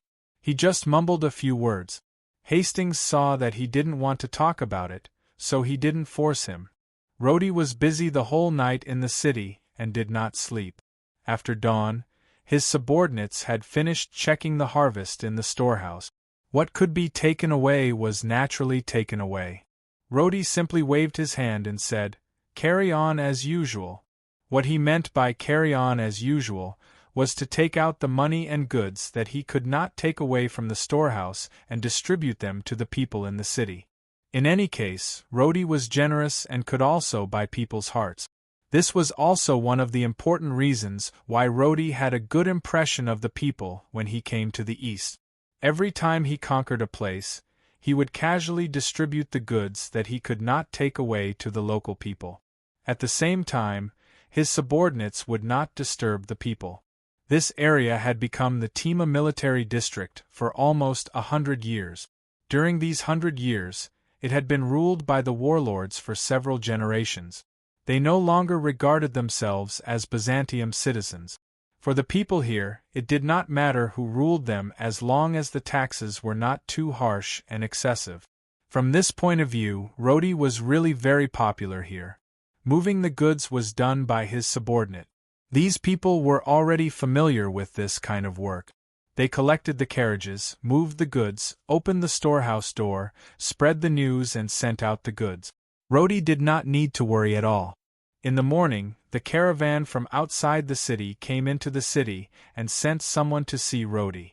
The leader of the caravan also sent a gift to thank Rhodey for letting them go. If it was any other army, they might have swallowed the caravan as a fat piece of meat. Rhodey did not refuse the monetary gift. At the same time, the leader of the caravan also asked Rhodey to let them go since his team was in a hurry and could not stay in the city. Rhodey did not intend to occupy the city for a long time. He also did not intend to become the ruler of the city. If the caravan wanted to leave, he did not intend to stop them. After a few more polite words, the leader of the caravan thanked Rhodey profusely and left. The blacksmiths in the city were gathered to repair the broken armor and weapons of the cavalry. Rhodey sent scouts outside the city to inquire about the news. At the same time, he seized the time to repair the small city and restore the strength of the troops. In the afternoon, one of his guards suddenly sent a letter to him. It said that someone outside the door had sent it to him. His personal guards were all from the Minas family. When Rhodey saw the letter, he was stunned. The letter was crooked and had the words to young Master Rhodey written on it. Rhodey was very curious. Logically speaking, no one in this small city knew his identity. So, where did this letter come from? Rhodey went out with his guards to investigate. It turned out that the person who sent the letter was a dirty beggar with a runny nose. His subordinates questioned him for a long time but could not find any clues. They only knew that someone gave the beggar a gold coin and asked him to deliver the letter to the garrison residence in the afternoon. As for the person who gave him the money to deliver the letter, they could not tell. The person had covered his head with a scarf. When they asked about the person's attire, the person said that he was wearing a leather robe. Rhodey nodded. The guard next to him said, "My lord, there are not many people in this city who wear leather robes. However, there are many people in the caravan who wear leather robes." Rhodey narrowed his eyes and thought for a moment. The caravan left the city in the morning. However, this letter was only delivered to me in the afternoon. Obviously, the timing was calculated. "How about I bring some people to chase after them?" the guard whispered. "They are such a large caravan. They cannot run fast. I will bring some light cavalry to chase after them. We can catch up in an hour." "So what if we catch up?" Rhodey frowned. "What if they do not recognize us? The caravan has a few hundred people. Once they leave the city, they will no longer be afraid of us. They will also no longer need to look at us. If you chased after her, but she ignored you, could you still use force? How many soldiers do you need to deal with a few hundred people? If you bring too few, it will not be enough. If you bring too many, what will happen to the city?" The guard immediately shut his mouth. Rhodey also returned to the door. He then opened the letter. After reading it, his expression changed. Why? Because from the first sentence of the letter, the content was simply pointing at Rhodey's nose and cursing him. The person who wrote the letter directly scolded Rhodey for being a good-for-nothing. The general content of the letter was as follows. Although the Duke of Minas, Lao Tzu's character is not good, he is still a famous general of the empire. His disciples, whether it is Adrik or Roer, are all famous generals. How come you, the biological son, did not inherit any of them? After mingling in the East for so long, the more you mingled, the more miserable you became. It was simply a disgrace. The other party also said, "The number of cavalry in your hands is enough to run amok in the East. As long as you do not get surrounded by others, it will be fine. However, you are now being forced to the point where you cannot even stand. It is obvious that your strategy is not right. In the East, there are only a few small warlords. Any one of them would not be able to defeat you in a field battle.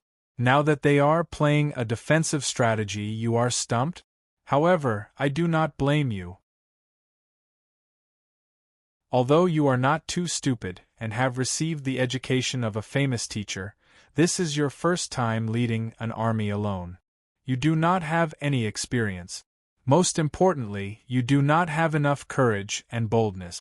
You do not dare to gamble. That is why you are so miserable. So, seeing that you are pitiful, I will teach you a method. Do as I say and I guarantee that you will be able to stand firm in the East. The method is very simple. Don't the local warlords want to play a defensive strategy with you? You should not only focus on those small cities. The method I will teach you is very simple. Play a fierce game. Take a gamble. You will only win if you fight hard. Listen carefully. The method is as follows. Find the capital city of a military region. Then, take a stance and attack them. The bigger the commotion, the better. It is best to let the entire East know that you have brought all your men to attack their capital city. Don't those bastards want to play a defensive strategy with you? Go straight to their capital city. Their forces cannot defeat you in a field battle anyway. They can only hole up in the city and defend. At that time, your opportunity will come. You have attacked their capital city. The governor does not have the strength to drive you away. The only way is to order reinforcements from other places. In this way, the next step is simple. Besiege the stronghold and attack the reinforcements. Your men are all cavalry. They can run fast. These military regions in the East do not have large-scale cavalry. The reinforcements they send can only be infantry. You pull out the cavalry and attack them one by one. When the reinforcements come, you will attack them. After you have destroyed a few reinforcements, the initiative will be in your hands. The key to this method is to use your cavalry's advantage in the field to force the enemy's army to come out and fight with you in the field. Then, do your best to destroy the enemy's forces. After you have destroyed a few reinforcements, the military region will be basically empty. Even if the governor continues to defend the capital city and does not come out, you can turn your horse around and attack other cities. The armies in those cities have been destroyed by you. They are very empty. You can attack them one by one. There is no need for me to teach you the next step. This method is enough for you to reverse the current balance of power in the East. As long as you are smart enough and follow this method step by step, you will have enough advantages in the East. If you still can't hold your ground in the end, you might as well find a pillar and knock yourself to death. The contents of the letter were roughly like that. After Rhodey finished reading it, his expression changed a few times. His heart was beating wildly. Although Rhodey did not know who wrote the letter, the contents and the advice given to him had really moved Rhodey. However, this method was still very dangerous. To put it bluntly, it could only be described in one word: gamble. Rhodey had to lead all his men to attack the enemy's capital city and force the enemy's army to come to their rescue. This method could be used, but it was also very dangerous. If he was not careful, he would not be able to besiege the enemy's reinforcements and be blocked by the enemy's reinforcements. At that time, the defenders in the city and the reinforcements outside the city would attack him from both inside and outside. Rhodey was afraid that he would not be able to escape back to the imperial capital. However, if it was done well, as the letter said, he could open up a different situation. After all, Rhodey was worthy of being called a tiger from a family of generals. After hesitating for a while, he slapped his thigh and fiercely shouted, "Lao Tzu will gamble." The bodyguards did not know why their young master was so excited. They watched as Rhodey strode out of the door and called for his deputy general. He then ordered, "Tell those guys to move faster." The things that couldn't be moved away were all discarded. "Get ready to be on the road before nightfall. We are going to play a big game." A few of the officers immediately became excited. One of the bolder ones could not help but ask, "Sir, how big are we going to play?" "Scram!" Rhodey kicked the man. "Get ready to play with your lives." As the spring breeze blew from the sea, the area around the majestic city of Osteria, which had been ravaged by war, suddenly showed some signs of life. After a peaceful winter, it seemed that the smell of war was far away. When the Duke of Minas went south, the suspicion of a civil war once again shrouded the war-torn imperial capital. However, the news now did not seem to be so bad. It was unknown what had happened to the old duke in the south. He had originally intended to intimidate the imperial capital, but now he seemed to have withdrawn his claws and fangs, and was wholeheartedly focused on being the local tyrant of the south. It was said that the old man had already started to distribute the seeds for spring plowing in the south. It was as if he wanted to manage his territory in the south well. In the imperial capital, they were too lazy to send government decrees to the south. Everyone knew that the old duke was in charge of the south. Even if the imperial capital decrees were sent over, the old duke would just wipe his ass. Since the old duke did not care, they might as well not send themselves to be humiliated. During spring, Adric originally wanted to make a move. However, the Duke of Minas in the south had given up. No matter what the old duke's intentions were, Adric could take the opportunity to launch an attack on the rebel army. Even if he could not fight a major war, he could at least fight a few battles on a limited scale. If he continued to wait idly, the morale of the army would collapse. Moreover, he was sitting in power. If he didn't do anything, the generals in the army who originally supported him in power would inevitably be dissatisfied. Adric had already transferred 2 banners. He had even prepared the money and food. He had even decided on the person to lead the army. He was waiting for the army to head north in 3 days. He wanted to seize the opportunity to take down the 2 cities of Hughes to boost morale. However, at this critical juncture, something happened.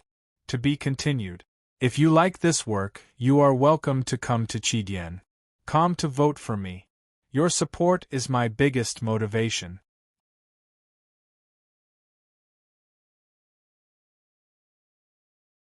Chapter 6:12. If you have something, don't be sick. If you don't have anything, don't be poor. Sigh. Let's not talk about it anymore. GOR Chapter 551 Accident Adric's military plan, to be precise, was a limited-scale northern expedition.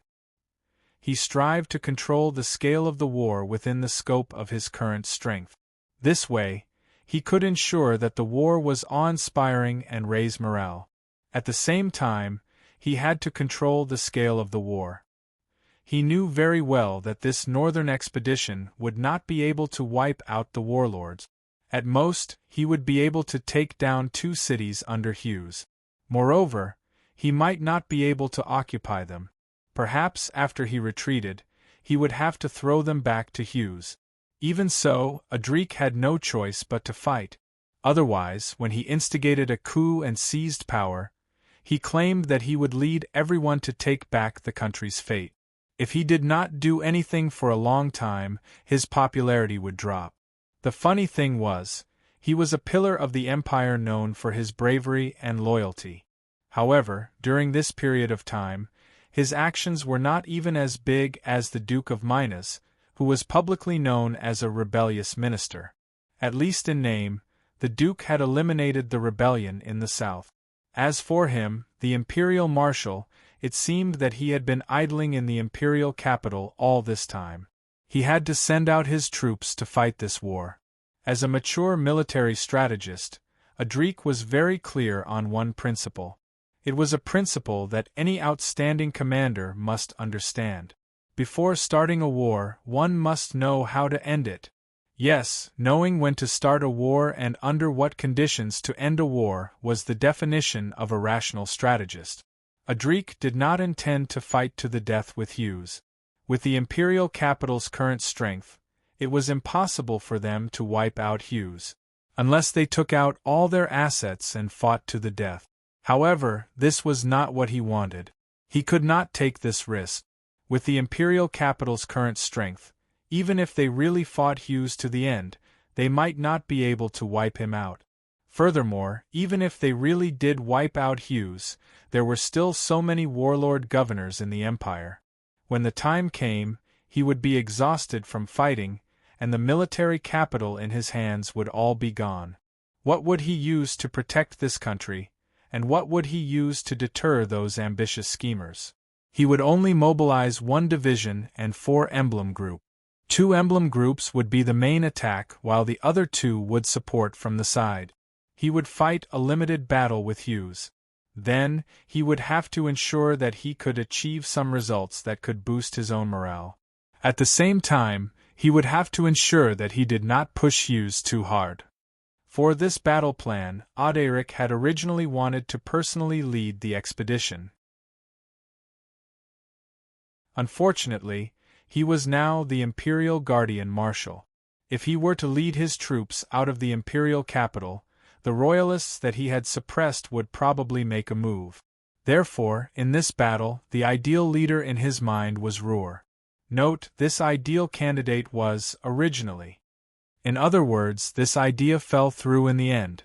Because just as this battle plan was formulated, something happened in the imperial capital. The person who got into trouble was Lear. That's right, it was the one who was thrown into the imperial capital as a hostage by the Besta military region's governor's wife. The real legal heir of the Besta military region, and also the thorn in the side of the beautiful governor's wife. When Lear was thrown into the imperial capital as a hostage, the big shots in the imperial capital were very happy at first. They thought that this was a signal of the Besta military region's loyalty to the imperial capital. Lear was not only the legal heir of the Besta military region's governor, but also the only heir candidate. Leaving such a person in the imperial capital as a hostage showed that the Besta people were dead set on pledging their loyalty. But soon they realized that they had been tricked by the cunning governor's wife. The big shots in the imperial capital could not be blamed for being too stupid. No one really saw through the governor's wife's ambition. No one thought that in this era where the whole world was a man's world, that woman would have such ambition. As a woman, she held the power of a military region, and at the same time had the intention to replace it. Later, after the governor's wife returned home, she took advantage of the fact that Lear was left in the imperial capital to carry out a purge internally, and cleared out all the people who were loyal to the conservative forces. Then, the big shots in the imperial capital finally came to their senses and realized that they had been used by that woman. Even the old Prime Minister, Salimbonili, was among them. Since things had already come to this, everyone could only pinch their noses and accept it. However, the old Prime Minister still sent people to guard Lear firmly. The old man was still very politically wise. In any case, Lear was still the legal heir of the Besta military region. Having him in their hands was more or less a deterrent to the Besta military region. When necessary, he could also be of some use. If the governor's wife had disloyal thoughts, although Lear could not be used to threaten her to surrender, he could become a bargaining chip to divide the other party internally. When necessary, as long as the imperial capital put Lear in an important position, gave him a little support, and then threw him back to the Besta military region, it might have some miraculous effect. At least it was a waste to make use of. This was Salimbonili's idea. This idea was correct and very pragmatic. But it was a pity that Prime Minister Salimbonili wasn't the only one with such thoughts. The young country bumpkin in the north, who rose to power in a valiant manner, had also set his sights on Lear. At the same time, Shea also sent his top talent to do this kind of secretive intelligence work. Dax. But here was the problem. Under normal circumstances, Dax would either succeed in his mission, get General Lear out of the imperial capital, and bring him back to the north. Or Dax would fail the mission, but it did not matter. Shea also sent him an assistant, Mr. Todoro, the white-clothed great wizard. Between the two, one was a warrior and the other a demon, one was cunning and the other was wretched. Even if the mission failed, they definitely had the ability to run back to the north unscathed. However, the problem was that there had been a slight deviation from the beginning of this matter. The difference was that the target this time, General Lear, was not an obedient child. He was not a small chess piece that could be manipulated by others. At least, he was not an obedient chess piece. What kind of person was Lear? In Shea's group, the one who was most familiar with Lear was undoubtedly Dax. Dax had been in the Besta military region for so long as a liaison officer, so he was naturally very familiar with Lear. Even the clever and cunning Mr. Dax had once thought highly of Lear. When Lear was in the Besta military region, the powerful governor's wife had taken over all the power and almost suppressed him, the legitimate heir, to the point that he could not breathe. But even so, Lear still stubbornly united a group of people within the Besta military region who were loyal to him. Among these people, some were old officials of the Besta military region, some were not used to seeing the governor's wife in power as a woman, and some were people with their own ambitions. In any case, General Lear was able to survive tenaciously under the circumstances of being regarded as a thorn in the woman's side. At the same time, he was able to unite such a group of people around him to pledge their loyalty to him. This was enough to show that this guy was definitely not an idiot, but he was very capable. Dax had once made a very pertinent evaluation of Lear. If he had not met that enchanting woman as his opponent, he would have been a person who could achieve great things.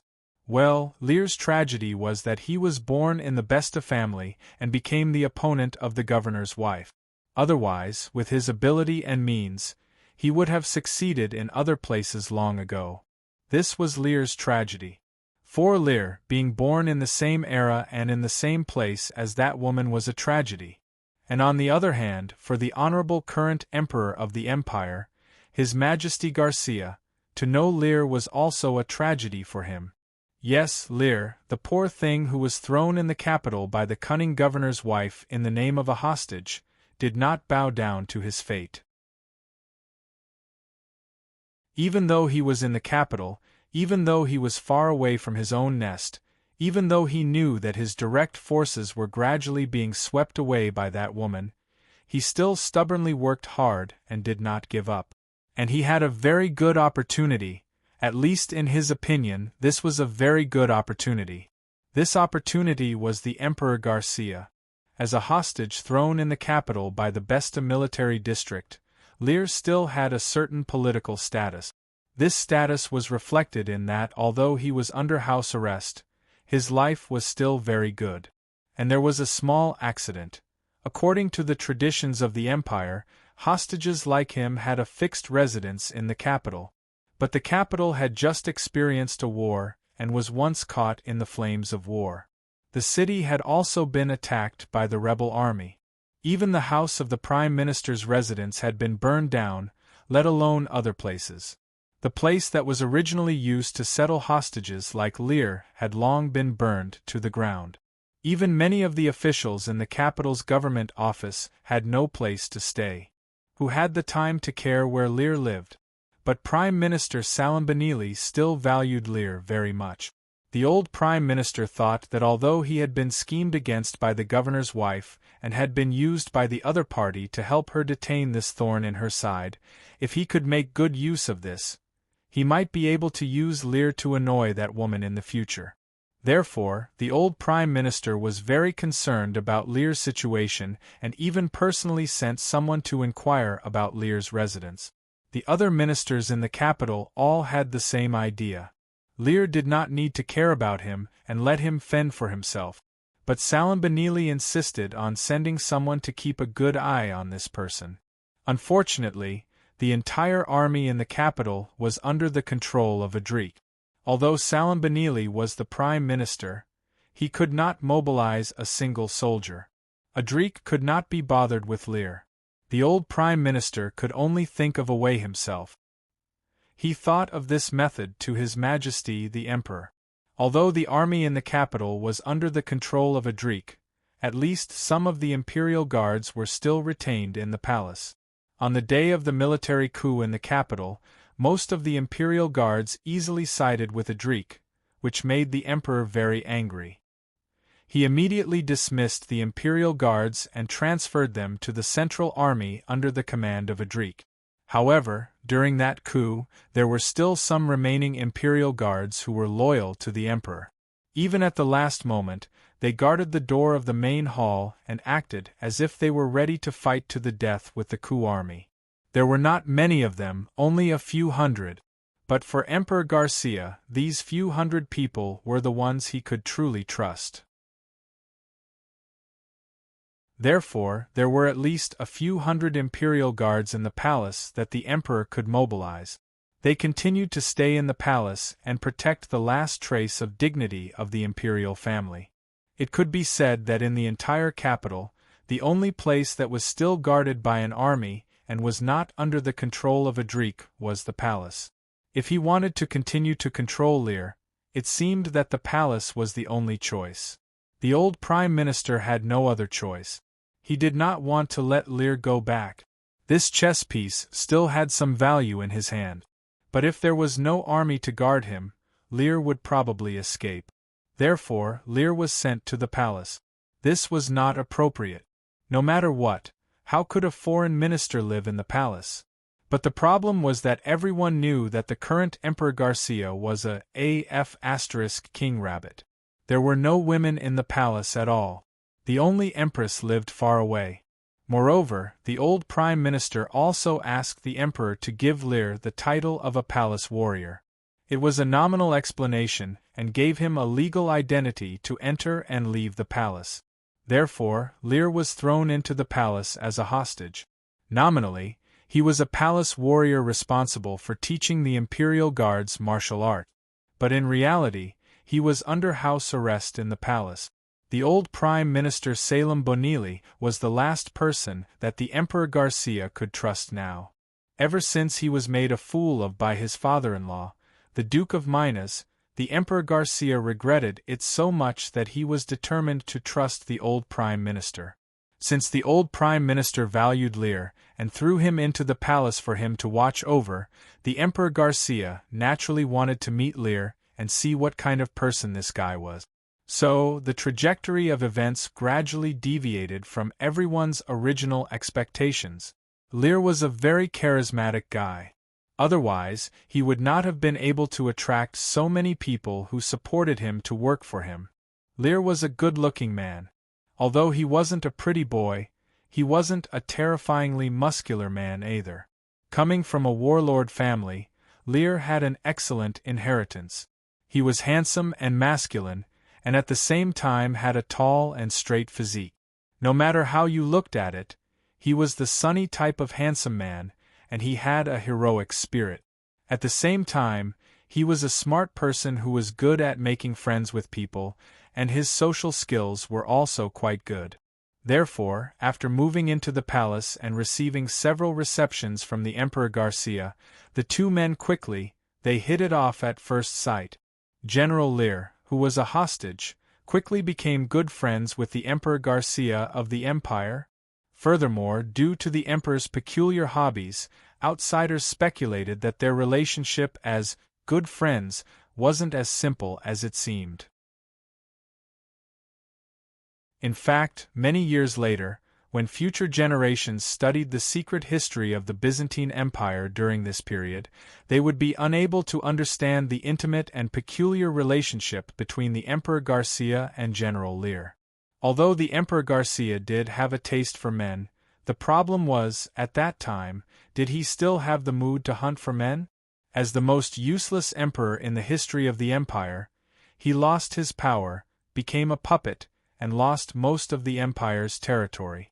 It could be seen that his evaluation in the history books would not be high in the future. At this time, would he still have the mood to develop a wonderful relationship with his prisoner? Moreover, to put it bluntly, although Garcia was a rabbit, he was not picky about food. Although Lear was talented and had a good character, he seemed to be a little lacking in quality to catch the emperor's eye. Emperor Garcia's previous male pet, the one who was called Bonfrit, and was killed by Shea, was really a top-notch handsome man. He was extremely famous in the imperial capital, and was the kind of man who could topple a lot of people. Compared with his predecessor, Lear seemed to be too far behind. Moreover, Lear himself was not a rabbit. As for why he would suddenly be gay with the emperor, it did not seem to make sense. If the Emperor Garcia was a strong and powerful emperor, Lear might have pinched his nose and pretended to be a rabbit in order to climb up the social ladder and gain the emperor's support. But what was Garcia? He was just an empty emperor who had lost his power. First, he had no power. Second, he had no soldiers. Although he was an emperor, in reality, his situation was not much better than Lear, the hostage. In such a situation, to make Lear submit, a dignified man pretending to be a rabbit would not make sense. But the situation was so strange that no one could understand it. According to the palace records passed down from that time, the Emperor Garcia and Lear felt like old friends at first sight. The two of them became closer and closer. When His Majesty was eating, he needed Lear to accompany him. Whether it was studying or practicing martial arts, he needed this General Lear to accompany him. He even said to others many times, "It's a pity that I met Lear too late. If only I met him 10 years earlier." The original recorded words were, "Hating Prince Li too late. What a pity 10 years." The two of them quickly developed into inseparable shadows. There was even a rumor that the emperor's closest servant had heard the emperor say this more than once. "If I regain my power, I will definitely give Lear the richest rewards and wealth in the world." When later generations studied this secret history of the palace, they were very curious about this secret story. It could be seen that most of those historians also had a gossipy heart. Many historians had different opinions about this secret story, but to study this period of the Byzantine Empire's history, they could not avoid these two people, because what these two people did next could be said to have a major impact on that period of history. Therefore, historians had all kinds of strange speculations and theories about the relationship between the Emperor Garcia and Lear. Many historians collectively studied the inside story of an emperor's homosexuality, which became an interesting phenomenon in history. In fact, in the end, the person who really cleared the fog and found the truth of the matter was a scholar named Schreck. However, this scholar did not study history. Instead, he was a poet who had written many excellent poems and operas. It was this scholar who found the answer that was later recognized by everyone as the closest to the truth of the matter. What was the relationship between the Emperor Garcia and General Lear? How did the two of them develop into such a strange couple? This guy named Schreck did not study history, but fortunately, he had a very powerful surname, Minas. His grandfather had a very illustrious name, Roddy Minas. That was the young Lord Rhodey. The reason why Schreck was able to solve this mystery was because one day, after drinking with other scholars and gossiping about this historical secret, he had the opportunity to meet his elderly grandfather. Thus, he mustered up the courage to ask this question personally. Coincidentally, Rhodey also had a few drinks that day, so he casually answered a few words. Homosexuality? Homosexuality, my ass. At that time, the little Emperor Garcia could not even keep his own throne, so how could he have the mind to think about other people's butts? To put it bluntly, the two of them were in the same boat and felt like old friends at first sight. In fact, it was a very simple friendship, but it was smeared by people like you who had messy thoughts. At that time, Garcia's power had fallen. He was the emperor in name, but he had become a puppet. It was the same for Lear. He was the heir in name, but his family's military power was taken away by an outsider woman. He was also driven out and thrown into the imperial capital as a hostage. The two of them had similar experiences and fates, so naturally, they felt like old friends at first sight and sympathized with each other. What's wrong with the rabbit? Can't the rabbit make friends normally? Can the rabbit and the man only be gay and can't be normal brothers? F***ck. After that, Rhodey glared angrily and scolded his disappointing grandson. It did not matter if it was because of their friendship or because they were brothers. At least in the warm spring days of this year, after Emperor Kasia got to know Lear, the two of them quickly got to know each other and were inseparable in the palace. This made one person very worried. That person was Dax. Dax had come to the imperial capital under Shaya's order.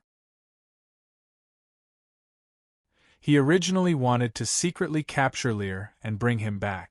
However, he did not expect that after coming to the imperial capital, Lear would actually live in the imperial palace.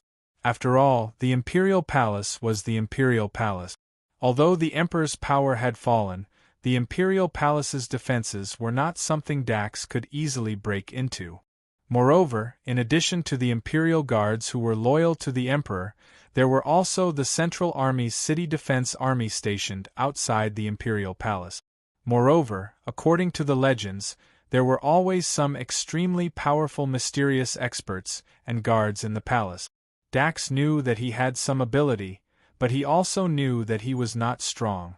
If he broke into the imperial palace, he would most likely be the one to die. Even if Todoro came with him, it would only be one more person to die. Moreover, according to the news, Lear and the emperor were inseparable. Wherever Lear was, the emperor would also be there. The emperor's place would naturally be the most heavily guarded.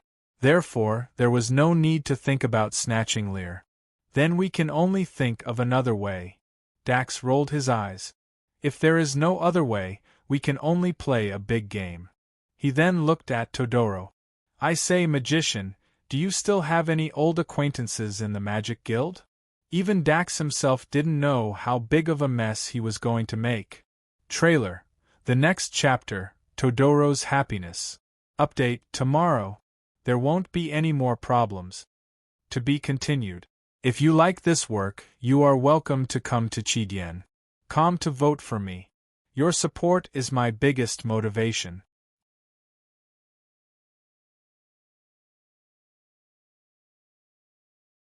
Chapter 613. GOR Chapter 552, Todoro's happiness. Todoro had never been so happy in his life. Standing outside the hall of St. Sophia's Cathedral, the largest in the world, and looking at this world-famous magnificent building, not only was it the religious center of the continent, it was also the location of the continent's famous Guild of Magic and the Magic Academy. It could be said to be the highest temple for magicians. Theodore was so agitated that he could feel his fingers trembling slightly. However, he tried his best to maintain a calm and profound expression on his face. In order to not expose his emotions, he deliberately lowered his eyelids to prevent his flickering eyes from revealing his true feelings. The only thing that could be seen from his slightly trembling eyelids and eyelashes were the only signs of his agitation. Pretending to be relaxed, Todoro smiled faintly and said slowly to the two black-robed clergymen standing beside him, "All right, let's go in." By the way, Todoro was wearing a pure white robe with a cloak. The style of this robe looked simple, but such a simple white robe was something that not many people in this world were qualified to wear.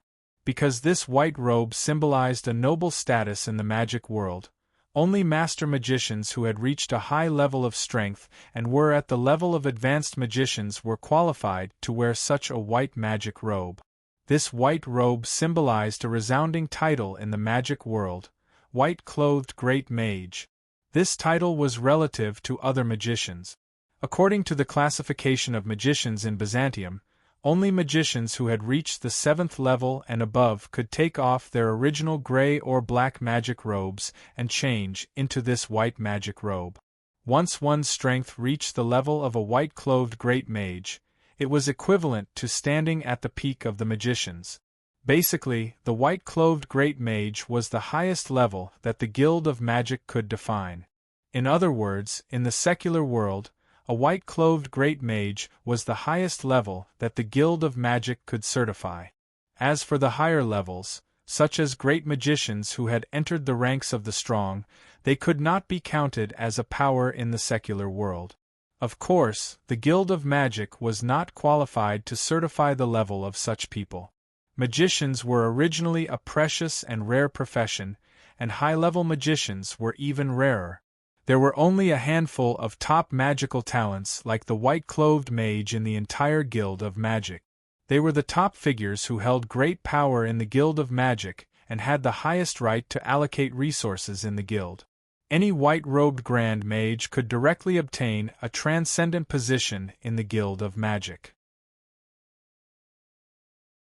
In order to maintain its influence on the magic world of the entire continent, the Guild of Magic naturally had to give the best treatment to every white-robed Grand Mage in order to obtain the white-robed Grand Mages. Well, it couldn't be said to be loyal, because according to the traditional concept, mages were transcendent existences. They were all noble and proud fellows, and would never do such a ridiculous thing as loyalty to any person or force.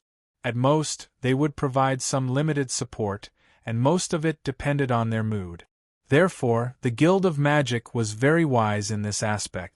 In order to win over every white-robed mage, even if every white-robed mage could not be used by the Guild of Magic, as long as they could not stand against the Guild of Magic, they could ensure the Guild's authority in the magical world.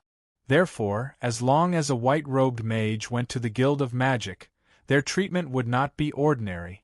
First of all, the Guild of Magic was an organization based on the Church. Sitting on the huge foundation of the Church that was entrenched in the entire Byzantine Empire, the Guild of Magic naturally had a huge amount of enviable resources. The strongholds and religious centers of the Church in various places were the natural reception places for mages. While they were responsible for developing believers and consolidating faith, a very important duty was to promote magic culture and collect all kinds of magic materials. Therefore, there might not be many other things in the Guild of Magic, but all kinds of magic materials were piled up to the brim. Any white-robed Grand Mage who came to the Guild of Magic could directly obtain the right to use most of these precious magic materials. And all of them were free. Of course, if there were some extraordinarily precious magic materials, they would naturally need the signature of the president of the Guild of Magic if they wanted to use them. However, for a white-robed mage, the open use of most of the resources was already very tempting.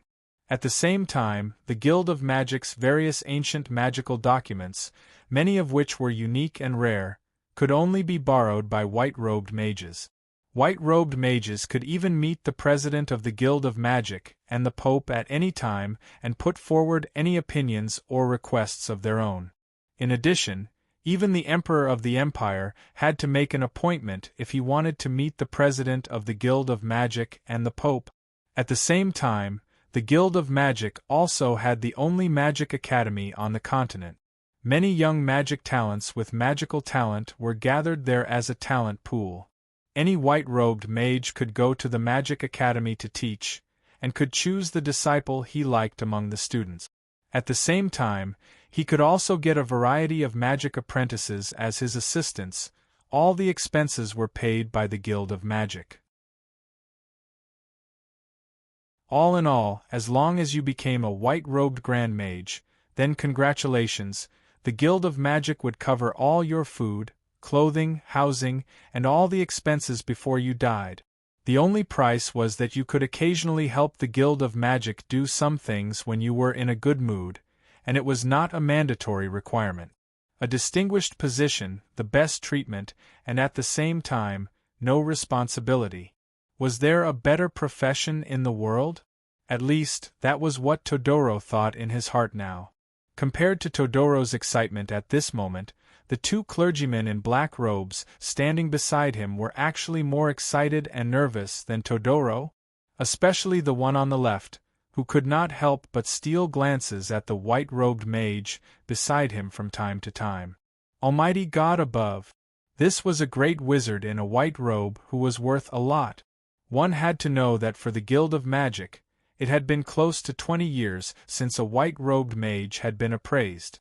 In other words, in the past 20 years, this Lord Todoro beside him was the first person to come to the Guild of Magic to ask for a white-robed mage's identity appraisal. It could even be said that he was the only mage to advance to the white-robed level in the past 20 years. Although there were a few white-robed mages in the Guild of Magic now, they were all very old. The oldest guy had even been the court mage consultant of Emperor Kanto's grandfather. And this Lord Todoro beside him. How old was he? 30 years old? 40 years old? What the hell?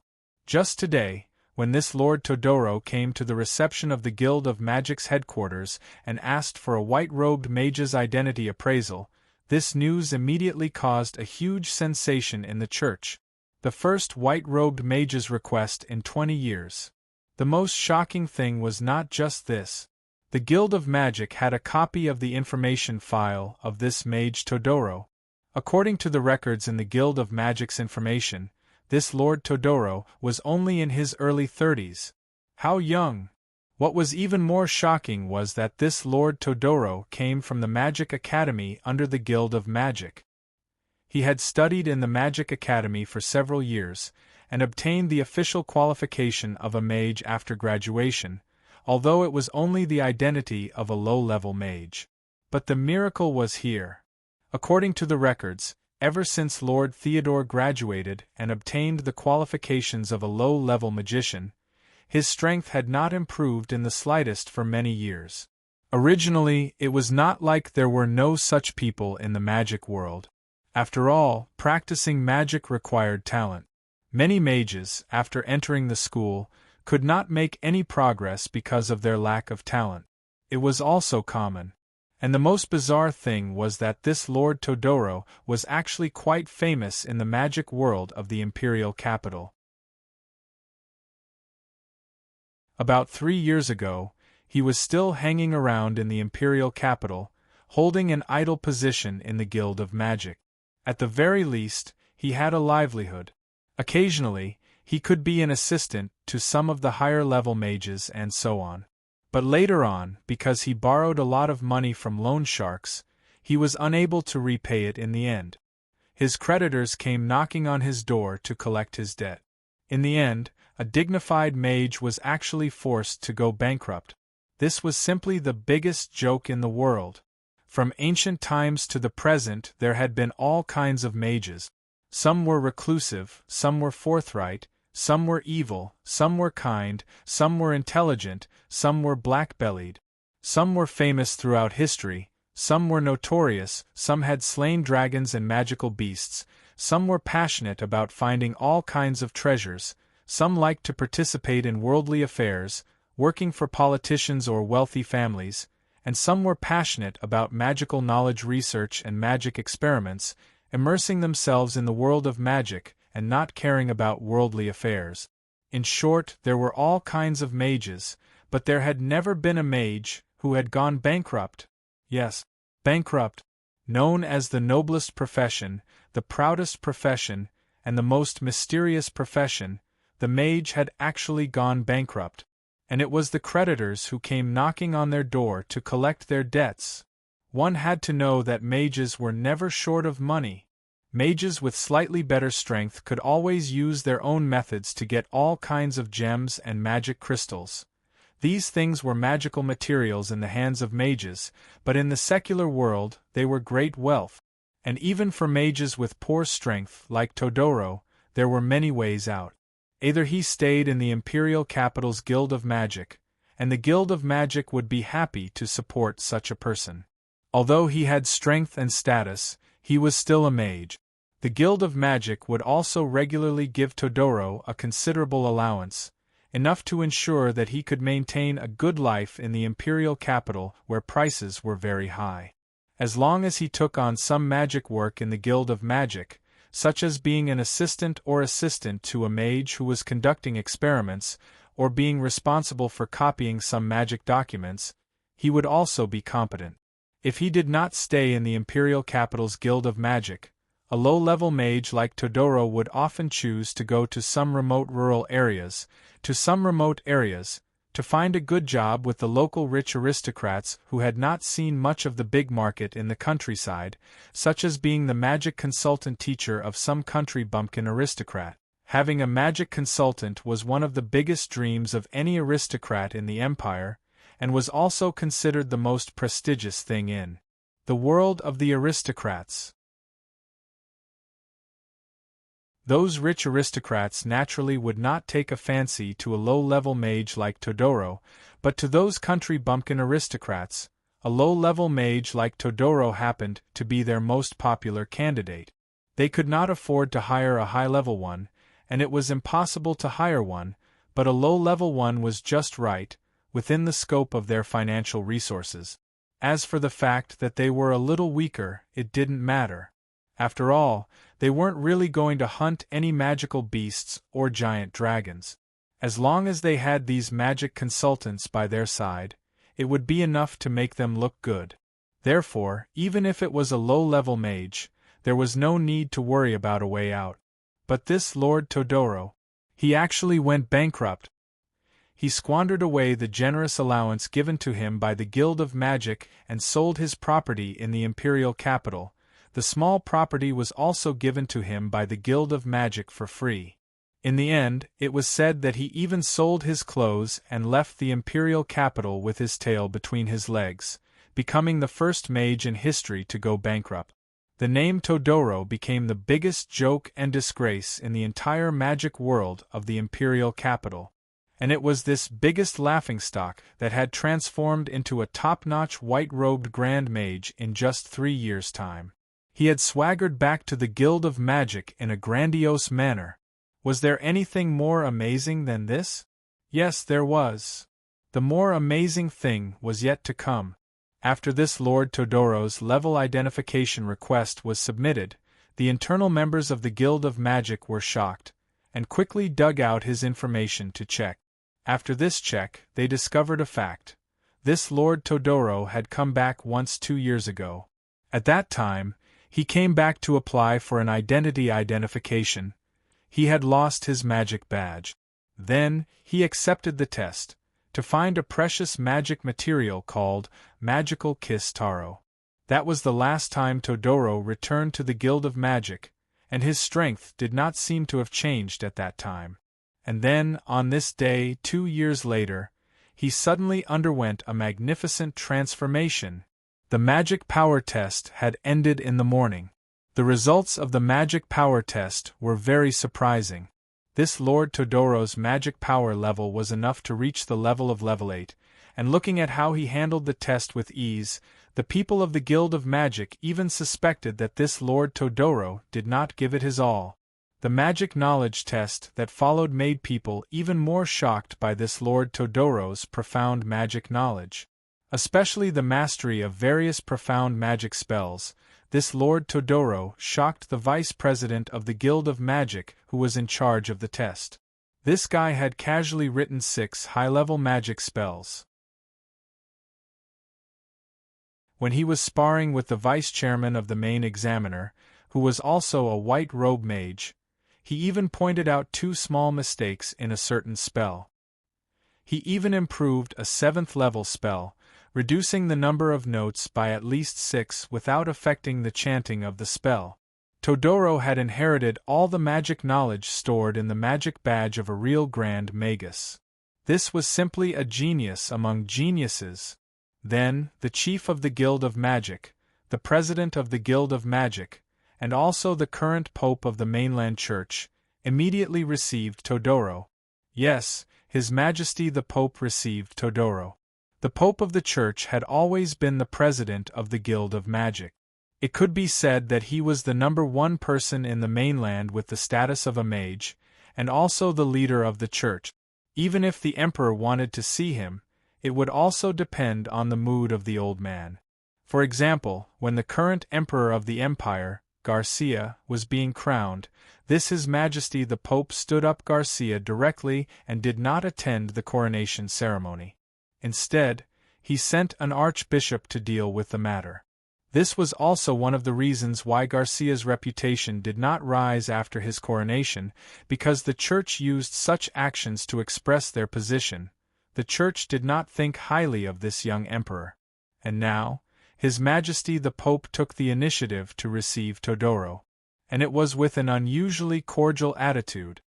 His Majesty the Pope even affectionately called Todoro, "My dear friend." What kind of honor was this? But to the Pope, his mood was actually more excited than the others. Over 30 years old. Only over 30 years old. A white-robed mage in his 30s.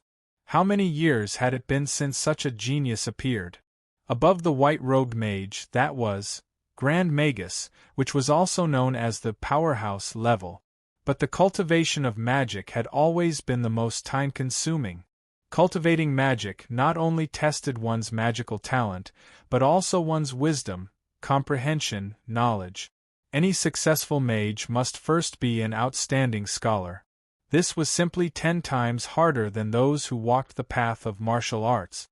For a mage, to be able to cultivate to the white-robed level at the age of 50 was already considered outstanding. A 30-year-old white-robed. Heavens! In other words, he still had a few decades of lifespan to break through the realm of the powerhouse. There had not been a powerhouse mage on the mainland for many years. Such a genius naturally had to be won over well. The Guild of Magic very much needed a powerhouse to hold the fort. Although there were some Grand Magus in the magic world, but a few decades ago, those old fellows retired and did not care about anything. Now, it was even harder to find them. Back then, when Merlin was angry at the Guild of Magic, he defeated the Grand Magus of the Guild of Magic, causing the Grand Magus of the Guild to retire in shame. Later, during the siege of the holy city of Odin and the battle of the Emperor God Odin, a Grand Magus died in battle, and those who were still alive lived in seclusion and did not care about anything. Now, the dignified Guild of Magic and the Empire's church actually relied on a few white-robed mages to hold the fort. It was simply a disgrace. Thinking about it carefully, other organizations of the same level, which didn't have a few powerhouses holding the fort.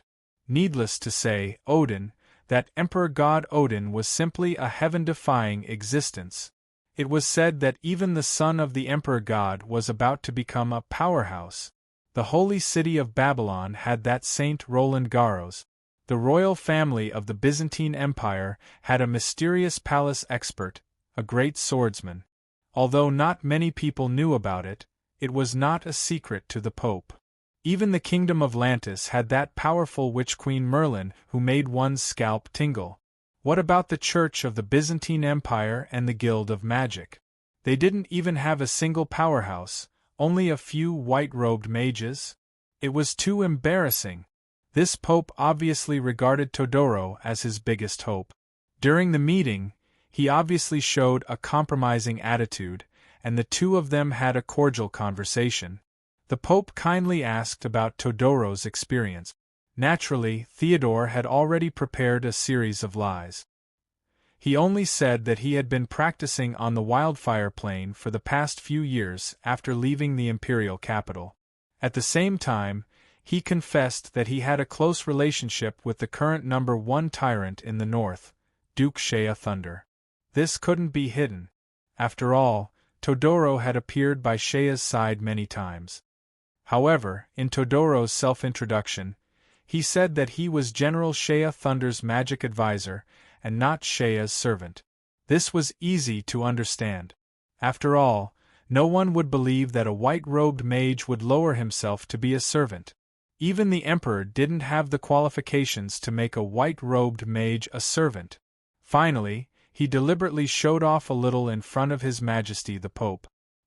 He seemed to use a casual tone to casually mention that he had once adventured and practiced in the mountains of the wildfire plain, and that he had once slain a real dragon. This news immediately stunned the few great mages present, including the Pope himself. Slaying a dragon! Even for the top powerhouses of the continent, that was an extraordinary achievement. Immediately, some people faintly expressed a trace of doubt. But soon, Todoro dispelled their doubts, because he took out a dragon scale. A genuine dragon scale. Shea gave it to him. Immediately after, Theodore deliberately cast a small spell. Within his mana, the few great mages present could faintly feel the faint aura of the dragon race. This was even more shocking. When I killed that dragon, I used a soul spell and refined a part of that dragon's soul power. Since then, my mana has carried some of the dragon's aura. Todoro's expression was unfathomable, but his mouth continued to talk nonsense. For a wretched lackey like Todoro, lying was the easiest thing in the world. However, he did have the ability to lie, because most of his magic power came from the great snake Demandras. And that big snake did indeed have the blood of the dragon clan. The great mages present could clearly feel that the dragon aura on Todoro's body was very pure and could not be faked. So, this lie was believed by everyone. Then, everyone in the Guild of Magic was excited. Fortunately, in the Guild of Magic, the so-called envy and jealousy in the secular world did not seem to be common. After all, the mages were very detached and did not care much about the secular world. And Todoro's appearance also made everyone think that this was a good thing for the consolidation of the authority of the Guild of Magic, so all the big shots showed a welcoming attitude to Todoro. His Majesty the Pope was especially excited. Think about it. Profound magical knowledge comparable to that of a great mage. Especially proficient in advanced magic spells. What the Pope did not know was that Todoro had even mastered a few forbidden spells. If he needed to put his life on the line, he could use his life as the price to cast a forbidden spell. That would be the power of a genuine great mage. Of course, Todoro, who was afraid of death and cherished his life, would not do so easily. He once had the legendary experience of slaying a dragon. More importantly, Such a genius actually came from a magic academy under the Guild of Magic. In other words, he was one of us. Then, he must have a natural affinity with the Guild of Magic. People from the Guild of Magic were worthy of being valued and trusted. More importantly, he was only in his early 30s. This was an age full of good expectations for the future. It could be said that in terms of age, he could be said to be the most promising one among all the white-robed mages in the Guild of Magic to reach the realm of a powerhouse. Moreover, youth meant that he had a longer lifespan and could protect the Guild of Magic for a longer time. One had to know that the other white-robed mages were all old men. It was hard to say how many more years they could hold down the fort for the Guild of Magic. The Pope's suggestion was quickly approved by all the great mages. Todoro was officially promoted to a white-robed mage. The Pope personally signed a level certification document, and several other white-robed mages worked together to cast magic to create a new badge of a great mage. Finally, Todoro was also given the treatment of a senior elder in the Guild of Magic and the Church. Todoro could enlist the power of the local church from any religious institute in the empire. He could enjoy the use of the magic materials owned by the church. He could freely enter and exit the church's internal warehouse and the library that stored precious documents. He could have a magic laboratory that belonged exclusively to him in the Magic Academy. If it were not for Todoro's young age and his lack of outstanding contributions in the field of religion, the Pope even wanted to directly give him the title of Archbishop. But it was a pity that although the treatment of mages could be freely given, in the field of the Church, the title of Archbishop involved too many worldly relationships and interests. It could not be casually bestowed. However, the Pope had clearly expressed that he was willing to be the person to recommend Todoro to enter the group of elders in the Church's headquarters.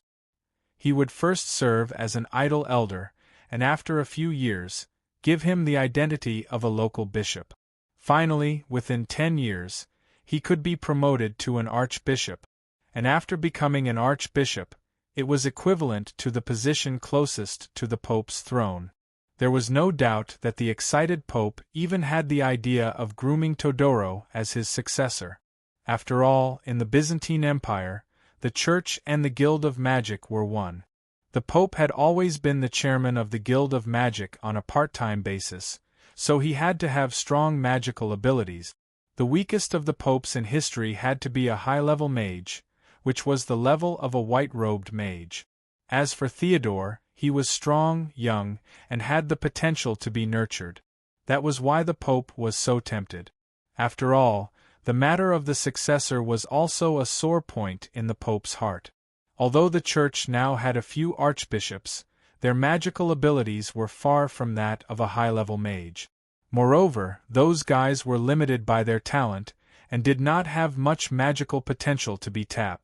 If there was no possibility of becoming a white-robed mage, then there was no way he could succeed him as the Pope in the future. He had to have enough magical abilities and the potential to be groomed. It was best if he was young. Todoro had all of these. After the assessment and the meeting, Todoro still had to wait in the Guild of Magic for the relevant documents to be signed, as well as the creation of his badge. Therefore, the Pope sent 2 of his clergy to accompany Todoro in the church while he waited, and at the same time, take a look around. In fact, Todoro was very familiar with the headquarters of the church. After all, he had studied in the Academy of Magic here for several years, and had lived here for many years. He was very familiar with every blade of grass and tree. Moreover, although Osgilla had experienced the flames of war, even if the rebel army had breached the city, they had never offended the church. The rebel army had even sent troops to enforce martial law around the area to ensure the safety of the church. Even if the whole of Osgilla had been plunged into blood and fire, the church was still peaceful. They had even opened up a safe zone to accommodate refugees, and even the rebel army did not dare to harass them. After all, if it was a purely religious organization, it would be fine.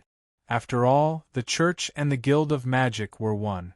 Although the rebel army was powerful, they were not too willing to offend the mage organization of the whole continent. Todoro strolled around the church happily, looking at the old places where he had studied in the past and did not have any duties in the church. At the same time, there were a few forbidden areas that he could not enter because of his low status. In fact, they were nothing more than places that were only accessible to high-level mages or high-level clergy, such as prayer rooms or resting areas. Todoro swaggered back and forth with two of the Pope's servants. From time to time, the people around him would look at him in surprise.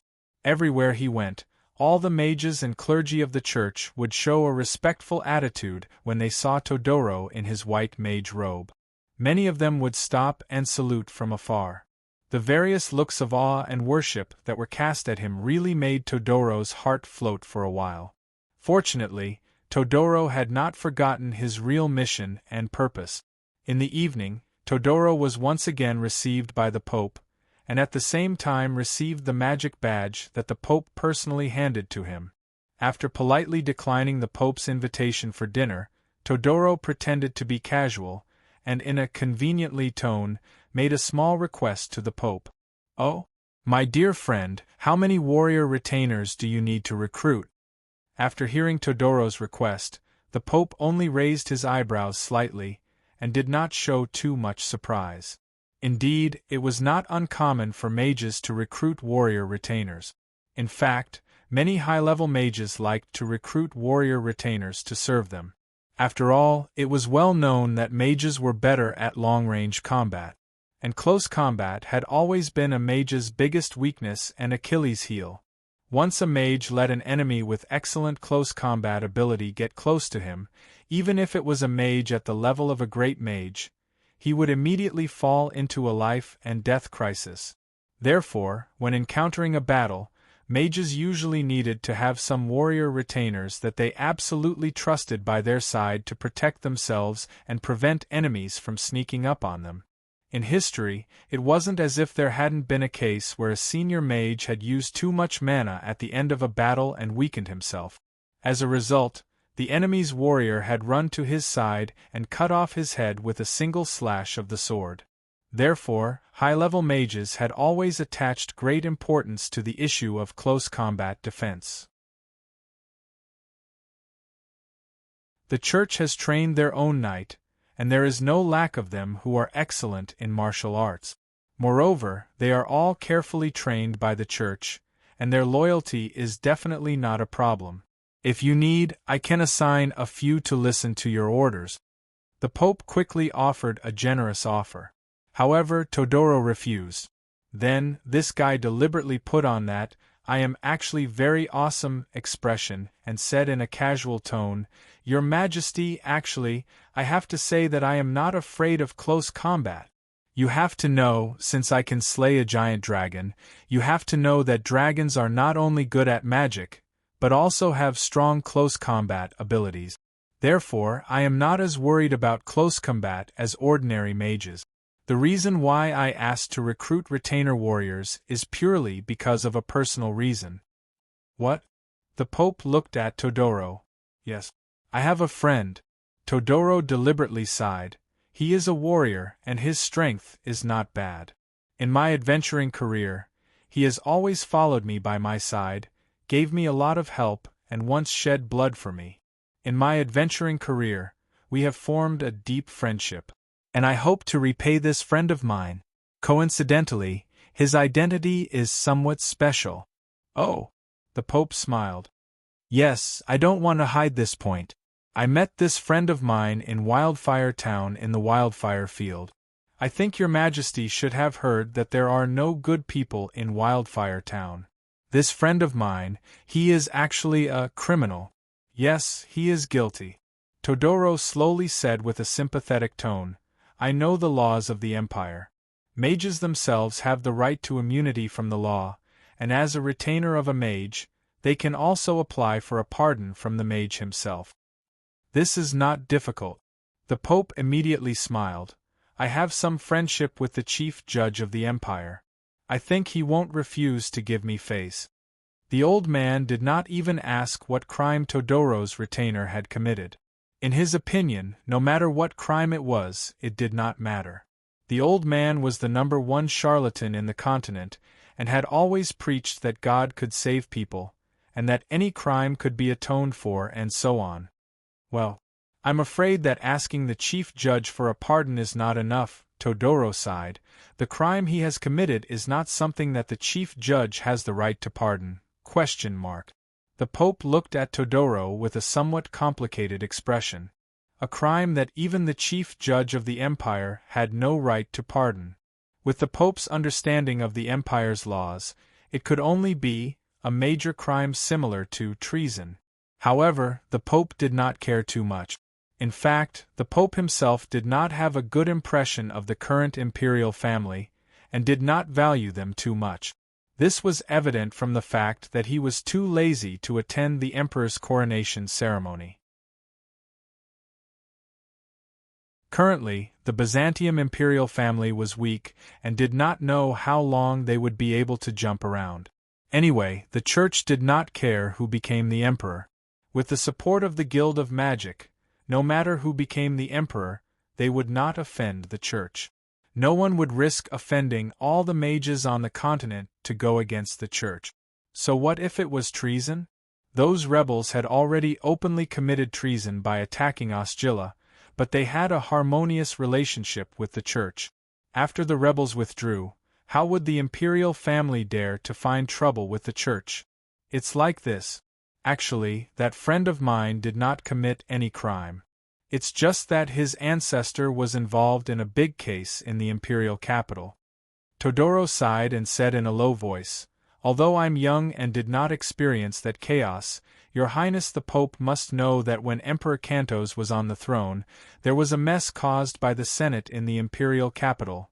Of course, the Pope knew about this case. This big case had shaken the entire empire, and many people had died because of this case.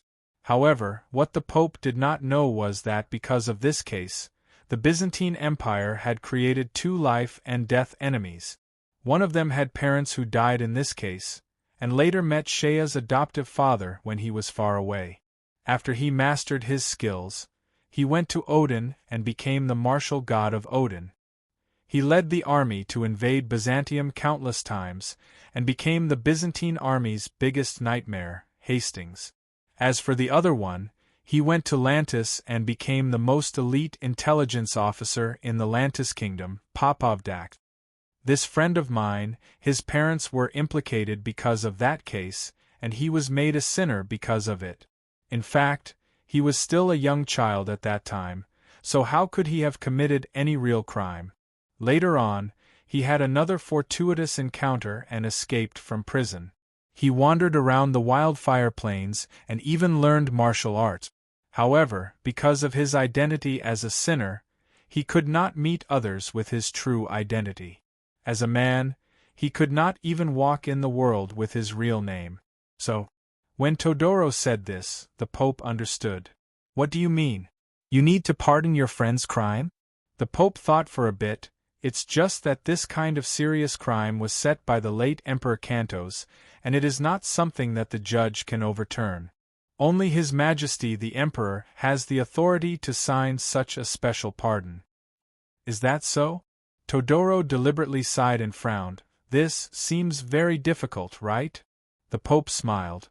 If Emperor Cantos was still on the throne a few years ago, perhaps this request would be a bit difficult, but now the old man's smile was full of disdain.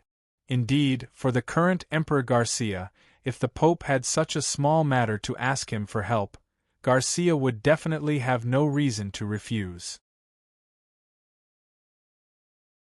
Now that the Emperor's throne was not stable, it would be stupid to refuse the Pope's face for such a small request. The Pope pondered for a moment and slowly said, "I will personally write a letter, and then I will send a bishop to accompany you to the palace to request an audience with His Majesty the Emperor." After all, you need to personally make a trip. No matter what, this is a pardon from His Majesty the Emperor. If you don't appear and just rely on a letter to make His Majesty, that would be too disrespectful to the royal family. Todoro immediately said, "Of course I understand this. I will personally make a trip to request an audience with His Majesty the Emperor. This can also show my sincerity and respect to the royal family." The Pope smiled and quickly wrote a very polite letter.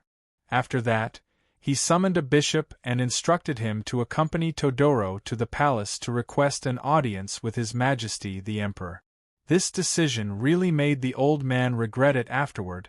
The old man still didn't know that he had personally pushed one of the main culprits, who was clearly recorded in the history books of the future as the culprit behind the chaos that shocked the world, to the side of the emperor in the imperial palace. Todoro did things very quickly and directly brought the bishop to the palace to request an audience. The bishop carried the church's badge and a letter personally written by the Pope himself. Neither the city guards outside the palace nor the royal guards in the palace dared to stop them. While someone accompanied the two into the palace and waited in a side hall where Garcia often received guests recently. His Majesty Garcia did not put on airs.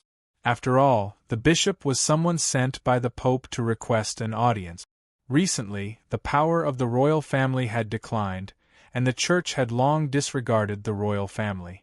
Garcia himself also knew that to the church, whoever was the emperor had to get along with them, so the church was really not interested in flattering a puppet emperor like himself.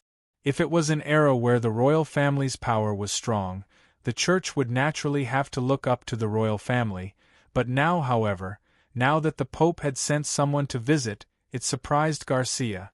Could it be that the church had changed their mind and wanted to mend their relationship with him? With a puzzled heart, Garcia quickly received the two of them. In the face of an audience with His Majesty the Emperor, the bishop of the church still showed a very reserved attitude. Now that the church's position was stable and the royal family was unstable, it was hard to say how long this emperor would last. So the bishop was very reserved and only gave a half bow, a symbolic greeting, and then straightened his back and put on a very good posture. But soon, the bishop could not hold it in any longer. Because the companion that came with him, the youngest and most promising genius in the Guild of Magic, the white-robed great mage, was also someone that His Majesty the Pope had repeatedly told him to pay special attention to. This Lord Todoro, who had come with him on the way here, had a very arrogant tone, and did not even bother to look at him from the corner of his eyes. He saw Todoro looking at Emperor Garcia, sitting in front of him. Suddenly, the reserved and arrogant expression on his face melted away in an instant, and was replaced by an expression that was beyond words, brimming with enthusiasm and extremely obsequious. It was as if the noble white-robed great mage was going to lean over and kiss His Majesty the Emperor's boots in the next moment. Todoro threw himself heavily to the ground with a thump. He crawled a few steps forward on the floor, and with a mournful and affectionate voice that was filled with infinite reverence, he cried out sorrowfully, "Your Majesty! Your Majesty! Your Majesty! I've finally gotten to see your face. I, Todoro, have finally achieved something after going through so many hardships.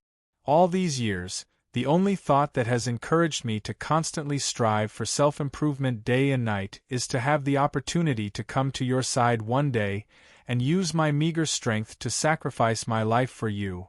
Your Majesty!" Todoro cried with snot and tears, "From today onwards, I, Todoro, am the sharp sword in your Majesty's hand. This is your personal armor. I'm your most loyal servant." This scene scared everyone out of their wits, especially the bishop, who was even more stunned. He really did not understand. This white-robed great mage was so reserved and arrogant in front of the Honorable His Majesty the Pope in the church headquarters, and treated him as an equal. Why did he suddenly become so obsequious in front of this little emperor who was not much of a threat anymore? Garcia was also stunned. He looked at the white-robed magician in front of him, who was almost using his trousers to wipe his snot. The emperor subconsciously withdrew his legs, and then spoke awkwardly and embarrassedly. Cough cough. That. Who are you? Trailer. The next chapter, Chaos in the Palace. Update tomorrow. To be continued. If you like this work, you are welcome to come to Chidien.com to vote for me. Your support is my biggest motivation.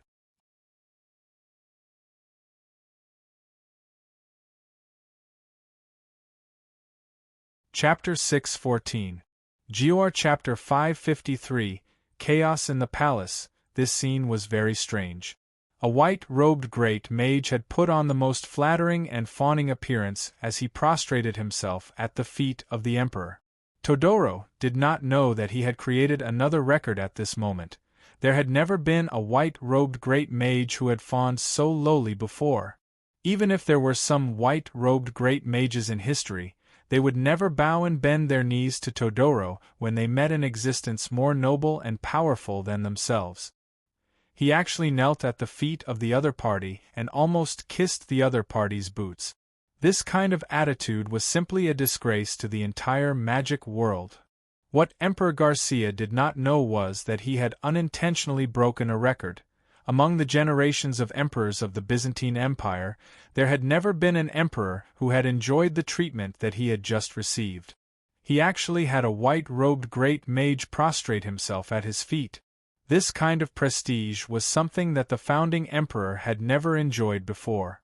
None of the previous great emperors had ever enjoyed before. Yet it had fallen on a weak puppet emperor like Garcia. This was a wonderful irony. Theodore had already begun to narrate his story with tears and snot dripping down his face. Your Majesty, my name is Todoro. Yes, as you can see, I am a great mage.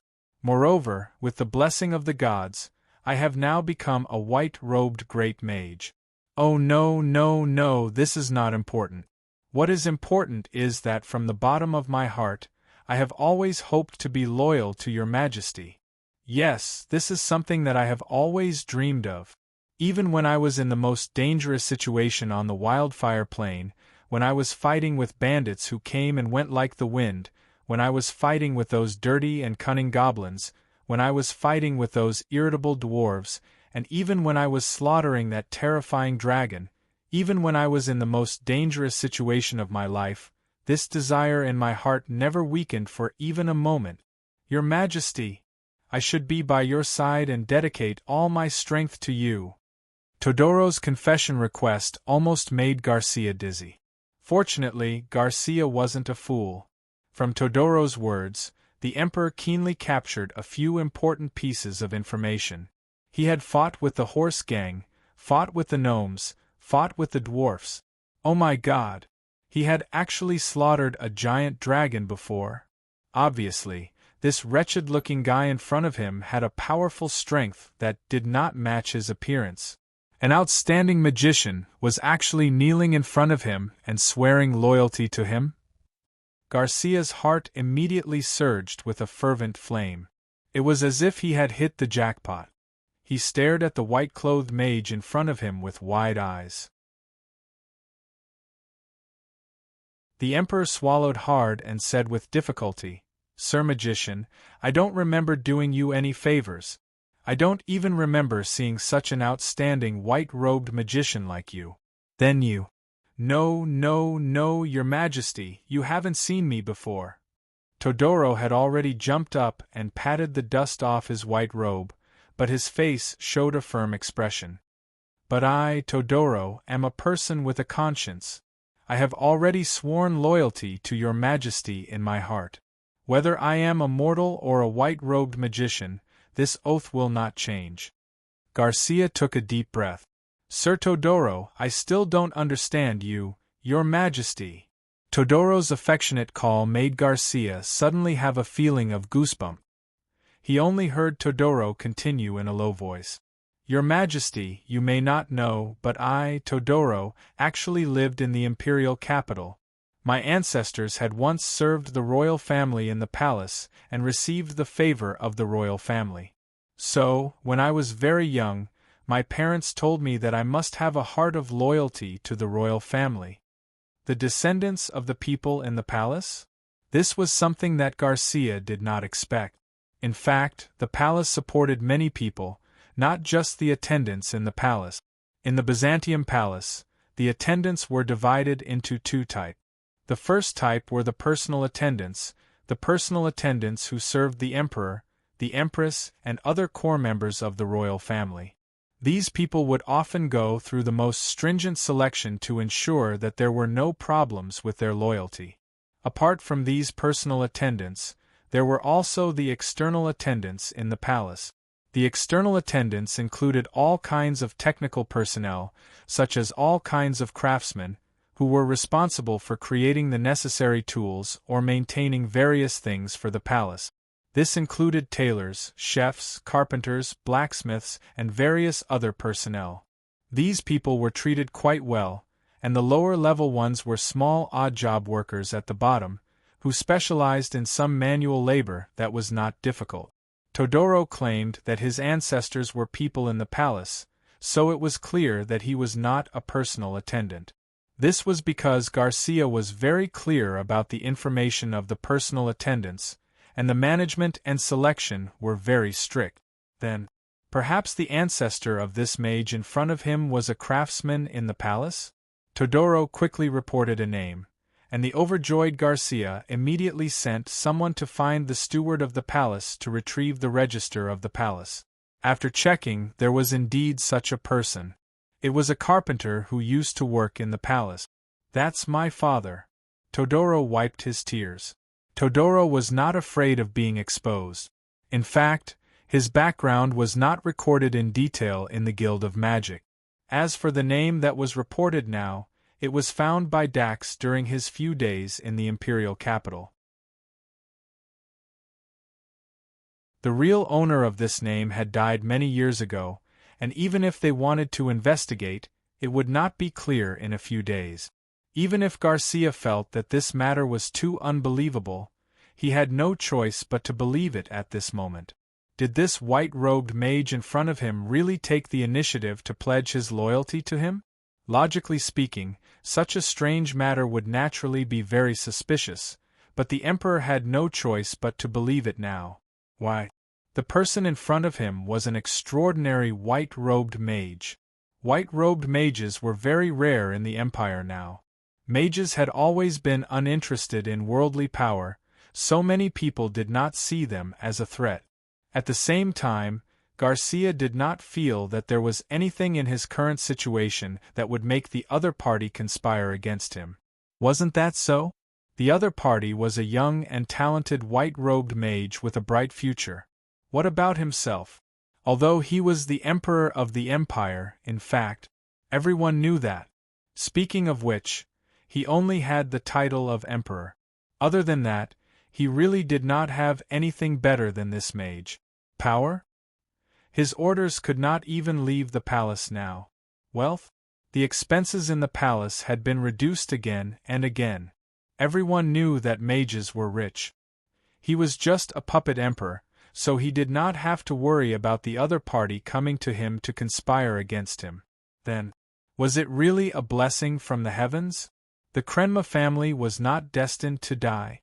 The heavens saw that he was in a difficult situation, so fate arranged for such an extraordinary mage to assist him? Garcia started to get excited, and his heart started to burn. Looking at Todoro, he also felt that this wretched fellow seemed to be more pleasing to the eye. Yes, it must be so. It seems that the heavens have been favoring me recently. They sent me General Lear, an outstanding talent who was in the same situation as me, and now they sent me such a great mage.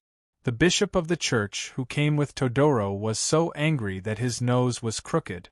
Was this Todoro a lunatic? Pledging loyalty to the church and the Guild of Magic meant that he had a bright future. Even His Highness the Pope appreciated him so much. But this lunatic was not moved at all, and came to pledge loyalty to the royal family? Did he not know that the royal family was in a precarious situation now? More importantly, the relationship between the church and the royal family had never been harmonious. If Todoro was not a white-robed mage, the bishop would have scolded him on the spot. He did not know what was good for him. Unappreciative. But how could Garcia still have the energy to care about the bishop's expression? The emperor was overjoyed. Finally, he had another expert by his side that he could take out. Although the mysterious middle-aged man by his side was in the realm of an expert, it was a pity that before Adric's coup, he had sent him to kill Adric, but he never returned. There was no news of him even until now. It seemed that Adric also had experts protecting him, but even an expert could not finish him off. And that middle-aged man had not returned, so it was likely that he had met with misfortune. Garcia was naturally depressed in his heart. But it was a pity that he did not have much in his hands. There were only a few hundred palace guards who were still loyal to him in the palace, and in the center of the imperial city, only the old prime minister was still loyal to him. The other ministers and nobles had probably become fence-sitters. They either went to hug Adric's thighs, or secretly communicated with the Duke of Minas. And at this time, this mage Todoro in front of him was even more precious. A righteous man. He was simply a rare righteous man. The more the emperor thought about it, the happier he was. He immediately ordered Todoro to be the chief court mage and personal magic consultant of His Majesty the Emperor. What made the emperor blush slightly was that the rewards he could give Todoro were limited to these. He really did not have anything else to give out. But Todoro solved the emperor's embarrassment by making a small request. He had a friend who was a sinner. Because he was the descendant of the sinner in a big case in the imperial city, he could not see people with his real face now. After Garcia heard this, he generously waved his hand. "This is nothing, I will personally write a pardon for you." Garcia naturally knew about the big case in the imperial city that year. It was a clever method used by the late Emperor Cantos to get rid of the opposing forces in the Senate. Although Emperor Cantos's methods were bloody, but in Garcia's eyes, it was just a normal method used by an emperor. Moreover, so many years had passed, and the incident that year was long over. The Senate was also unable to recover from the setback, and there was no longer any threat. The people who were related to that year were basically all dead. As for the friend that Todoro mentioned, he was just a child at that time, so how could he be related? If he was pardoned, then so be it. It was just a matter of a sentence. Moreover, Garcia could not help but feel a little emotional in his heart. So what if he did not pardon him? The current emperor was just a puppet, and there were warlords everywhere. Who would care about the guilt of the case that year? Even if he did not pardon him, he would still be living well. Now that he was asking for a pardon, it was probably just a psychological comfort. The pardon was quickly written, and the emperor warmly invited Todoro to have dinner together. Todoro gladly accepted, and the bishop of the church naturally did not have any good expression. He took his leave, and before he left, he gave Todoro a few deep glances. His gaze was far less warm and friendly than before. Todoro sighed in his heart. Actually, the Pope was really good to him, but he had no choice. He came with a mission, and if he did not properly hug the emperor's thigh, how could he legitimately sneak into the palace to do things?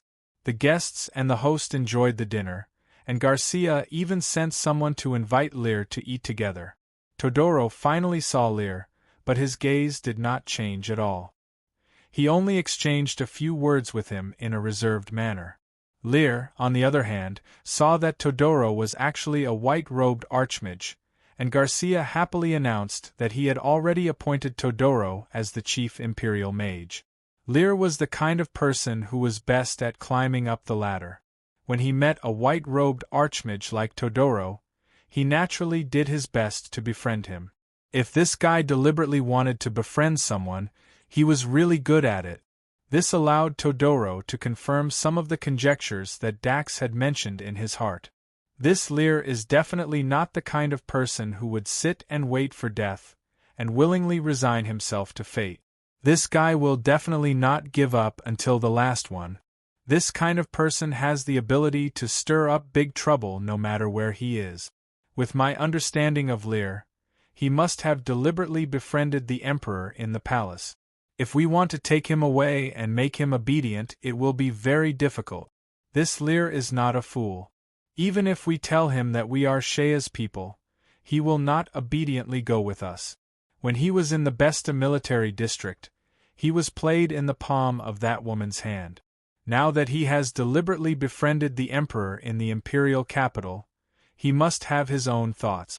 He definitely won't be willing to go back with us, and fall into Shea's hands like a puppet. So, Dax only had one conclusion about Lear: it is impossible for him to obediently go with us. It is even more difficult to snatch someone from the heavily guarded imperial palace, where we don't know if there are any powerful guards. Then there is only one way to get Lear out of here. Todoro remembered that Dax's tone had become very strange when he said this. We will cause a big commotion in the imperial palace, and think of a way to drag Lear down with us. We will create the most desperate situation for Lear, and make it so that he cannot stay in the imperial palace. Even the Emperor will not be able to protect him. Only when he is really in a desperate situation, then he will obediently listen to us and go with us. While Todoro was drinking with Garcia and Lear in the imperial palace, Dax was not idle either. Although the imperial capital had been ravaged by the flames of war, the port area had been quickly rebuilt.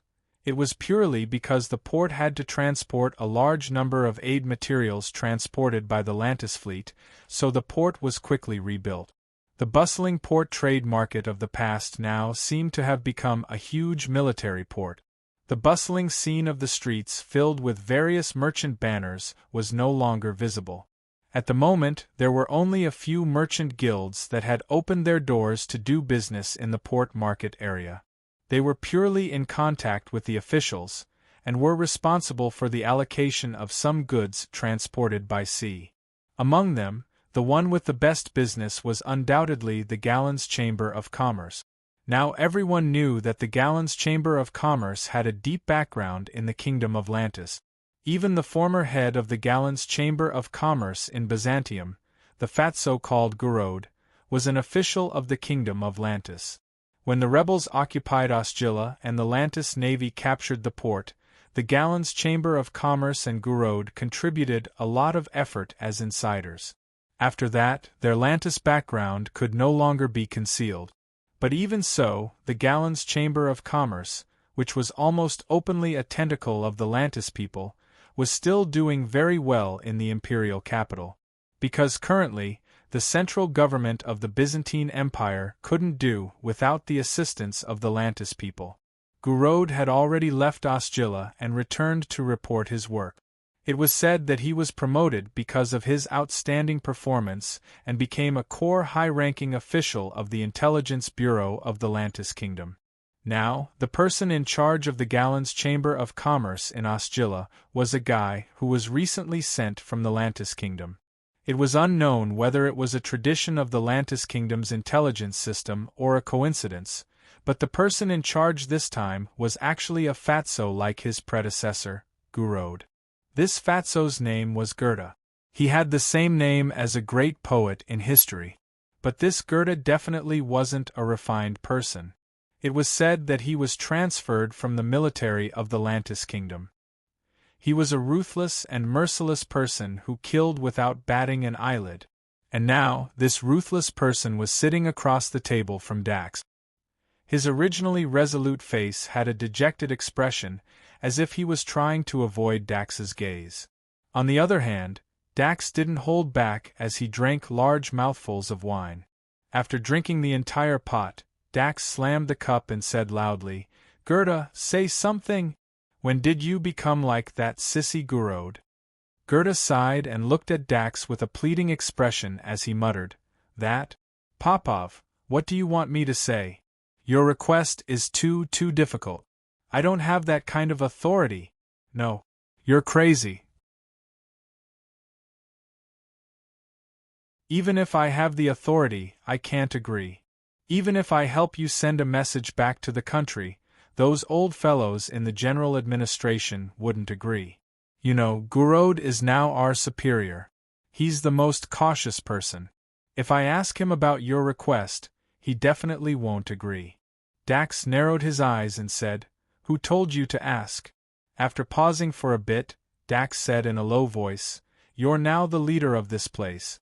You can be considered a marquis. How can you ask your superiors for permission before you do anything? You used to be so decisive and straightforward. How did you become like this?" "Bullshit." Gerda was furious. He couldn't help but raise his voice. "You want me to help you kidnap?" He quickly lowered his voice and looked at Dax. "I definitely won't agree to this kind of thing." Dax wasn't in a hurry.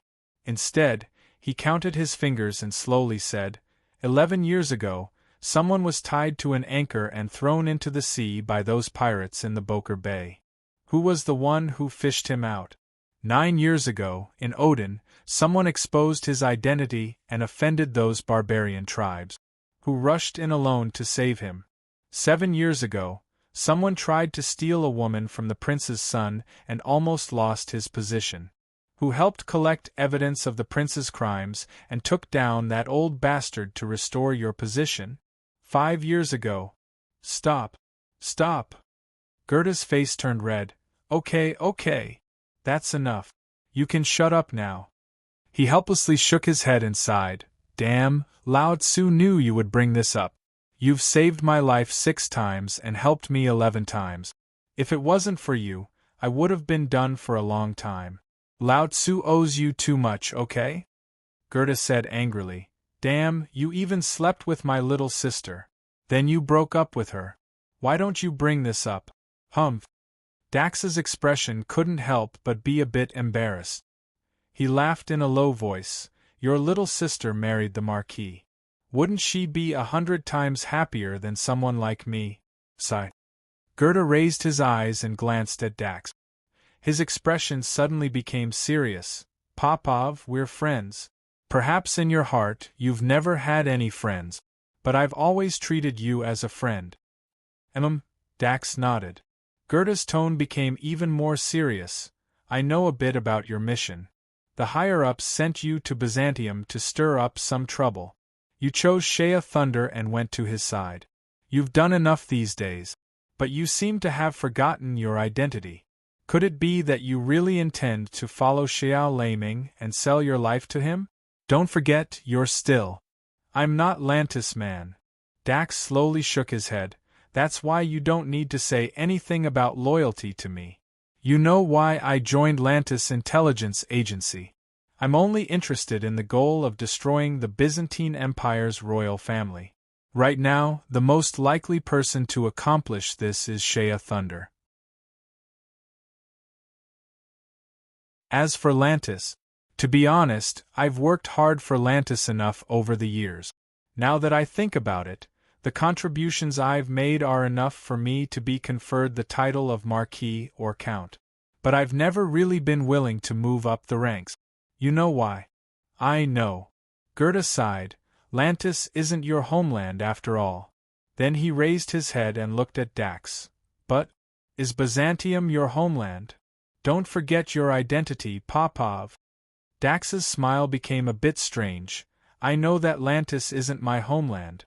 Byzantium isn't my homeland a long time ago. That's why I'm following Shea Thunder now, so that one day... He suddenly lowered his voice, but the words that came out of his mouth moved Gerda on the spot. One day, I can follow that guy and build a homeland that truly belongs to me. Hearing Dax's words, Gerda was silent for a long time. After taking a big gulp of wine, he let out a long sigh and said with a wry smile, Hearing you say that, I can confirm, your new boss, Shea Thunder, really has such intentions? Build a new country? I don't know. Maybe he hasn't yet. Dax shrugged, but even if he hasn't now, when he continues to move forward in the future, he will eventually reach that point. When that time comes, millions of people will be watching him. He has no choice but to make such a choice. He glanced at Gerda. After saying so much, are you going to help me or not? Your request is too difficult. Gerda said in a low voice, You're no longer a member of the General Administration. The General Administration has already removed your name from the roster. Although they haven't announced that you're a defector, but… What, are you going to arrest me and bring me back to take the credit? Of course not. Gerda smiled and said, we also cooperate with Xiaolaming. Part of the reason why Guro was able to get promoted is because he has a good relationship with your boss. If you stay with Shea Thunder, it will also be good for our cooperation. After all, the Gallons Chamber of Commerce contributed a lot to the rise of Shea Thunder. The investment now will have to be repaid in the future. Don't talk nonsense. Are you going to do it or not? Dax slammed the table. This is also an opportunity for you. Do something big and make a great contribution. Then when you go back, you can be knighted. Gerda, you're not young anymore. Don't you want to make a great contribution so that when you go back, you can become a noble and retire in peace for a few years? But what you're saying is too difficult. It's not difficult at all. Dax's eyes flashed and he laughed coldly. Right now, the situation in the capital is in a deadlock. Adric has seized power and the Emperor has become a puppet. The Duke of Minas in the south has separated and the three sides have formed a strange balance. But in my opinion, this balance is very easy to break. As long as this balance is broken and the capital becomes chaotic again, then… That's easier said than done. Gerda frowned. The Duke of Minas in the south won't openly rebel. Emperor Garcia has become a puppet and Adric's position is very stable. Right now, he's preparing to send troops to fight the rebels. As long as he wins one or two more battles, his prestige will become stronger and the Emperor won't be able to do anything to him. The method I'm talking about is to make the Duke of Minas have a falling out with the capital and completely shed all pretense of cordiality. Dax laughed, actually. The little Emperor isn't completely helpless against Adric right now. After all, he is the Emperor and Emperor Cantos died not long ago. The previous Emperor's prestige is very high and it won't be easy for Adric to completely suppress the prestige of the royal family. It's just that the little Emperor doesn't seem to have the guts to go against Adric. After being scared a few times, he became terrified. We just need to create an opportunity to force the Emperor into a dead end and force the Duke of Minas to fall out with the capital. When the time comes, the Emperor can only struggle with all his might. Then, what do you want to do? Gerda said in a low voice. I know that your boss, Shea Thunder, has a special relationship with Adric. You came to the imperial capital to stir up trouble. If you cause a big mess and implicate Audiobook, I'm afraid your boss. Of course he'll be angry. Dax shook his head, but in the long run, he'll have to thank me. In the entire Northern Army, those who are really smart will thank me for doing this. Adric has long become a shackle around Shea Thunder's neck. Alright. Gerda sighed. You want the little Emperor Garcia to suddenly have the guts to go against Adric. You want the Duke of Minas to immediately fall out with the capital, but how do you do that? Minas and Adric are not idiots. That little Emperor is not an idiot either. How could he be controlled by you? It's very simple. In this entire matter, there is a huge weakness. Others may not be able to see this gate of life, but I can see it clearly. Dax smiled faintly. This gate of life is a person. As long as we can deal with this person, then the stalemate between the three sides will be completely turned upside down. A person? Who? Gerda frowned and thought for a long time, then asked tentatively, Are you talking about the Empress? No. Dax smiled. Although the Empress is the daughter of the Minas family, she's still just a woman. In a game like politics, women always have the least weight. Dax's expression suddenly became a little strange, and he muttered in a low voice, If Lao Tzu really touches that woman, I'm afraid someone will really chase me for tens of thousands of miles. Well, that guy, he thinks he's doing it secretly. Does he think no one knows? Humph, He's just a country bumpkin who doesn't even know how to wipe his mouth after stealing food.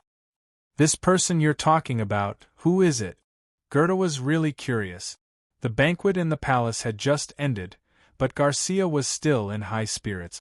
He had someone open a bottle of good wine and tasted it with Lear and Todoro, and at this time, his valet came in from outside the dining hall, came to the Emperor's side and whispered, "Your Majesty, young Lord David is here. He wants to see you and pay his respects." As soon as he heard this name, Garcia's eyes immediately became gloomy, and his face turned ugly. He glanced at the valet and frowned. "I'm in the middle of a banquet, let him pay his respects to the Empress." The valet hesitated for a moment, then whispered, "Young Lord David came from the Empress. According to the etiquette of the palace, today is a prayer day. He prayed for your Majesty and Her Highness during the day, so he came to pay his respects at night. Your Majesty." Although the Emperor's face was ugly, he finally took a deep breath and said coldly, "Let him in." A moment later, a child who looked no more than 5 or 6 years old came in from outside the door. He was dressed in a well-tailored noble youth's uniform and looked quite handsome. There was also a court etiquette teacher beside him. After the child entered the door, he bowed to the Emperor from afar, greeted him in a clear voice, and then stood properly. Garcia's face was obviously very impatient, but he still patiently comforted him with a few words, and then let the court etiquette teacher take the child away. It was not until the person left that the Emperor snorted coldly, "Son of a traitor! Sooner or later." At this point, Garcia suddenly closed his mouth, looked at Lear and Todoro in front of him, and forced a smile. "Gentlemen, I'm a little drunk, let's call it a day." With that, the Emperor got up and left, and Lear and Todoro immediately got up to send him off. After the Emperor left, Lear looked at Theodore and said with a smile, "Respected Sir Magician, I didn't expect to meet such an outstanding person like you at first sight. I must invite you for a drink some other day. I hope you will do me the honor." Todoro smiled and said, "General Lear, you're too polite. Since you're interested, why don't we continue to drink a few more cups? I can still hold my liquor." Lear immediately laughed and said, "Good idea, I was thinking the same thing." The two of them, one deliberately made friends, and the other deliberately got close. Naturally, the fire between the two of them was like burning wood, and in a short while, they had a heated conversation. Todoro seemed to ask casually, "That child just now, who is he? I heard that His Majesty doesn't have a son yet, I wonder who that child is." Hearing this, Lear only smiled, and said, "Oh, that's young Lord David, not His Majesty's prince, but his status is not inferior to a prince at all." Lear continued to smile and said, "That's right, he has a very prominent surname now. His full name should be David Minas." Todoro cooperated with Lear and made a moved expression and asked, "Minas? Is he a child of the Minas family?" "Yes." Lear smiled and said, "That child's grandfather is the old Duke of Minas, and his father is Lord Rhodey. However, I heard that he is an illegitimate child. When the Duke of Minas came back to power, he made this child the heir of the family, and then sent him to the palace as a hostage." At this point, Lear laughed softly and said, "Think about it, his father is Rhodey, his grandfather is the Duke of Minas, the Queen is his aunt, and His Majesty the Emperor is his uncle. Isn't such an identity prominent enough?" Todoro smiled and said, "Not bad, not bad. It is indeed a prominent identity. However," he hesitated for a moment, and then continued, "but His Majesty's attitude towards him. Haha, Your Excellency Todoro, you are a sorcerer. I think you do not know much about these worldly matters." Lear smiled and said, "Currently, the Duke of Minas is in the south, and with His Majesty the Emperor, he has some, that grudges. As for our Emperor, everyone in and out of the palace knows that his relationship with the Queen is not good. Therefore, when His Majesty the Emperor hears the name Minas, he is disgusted. Naturally, he does not have a good attitude towards this child. However, because the Queen is by his side, and the Duke of Minas is in the south and has several counties and tens of thousands of soldiers, he tolerates it. Trailer: I have not thought of the title of the next chapter, so I will not talk about it here. As for the update time, tomorrow. To be continued. If you like this work, you are welcome to come to Chidien.com to vote for me. Your support is my greatest motivation.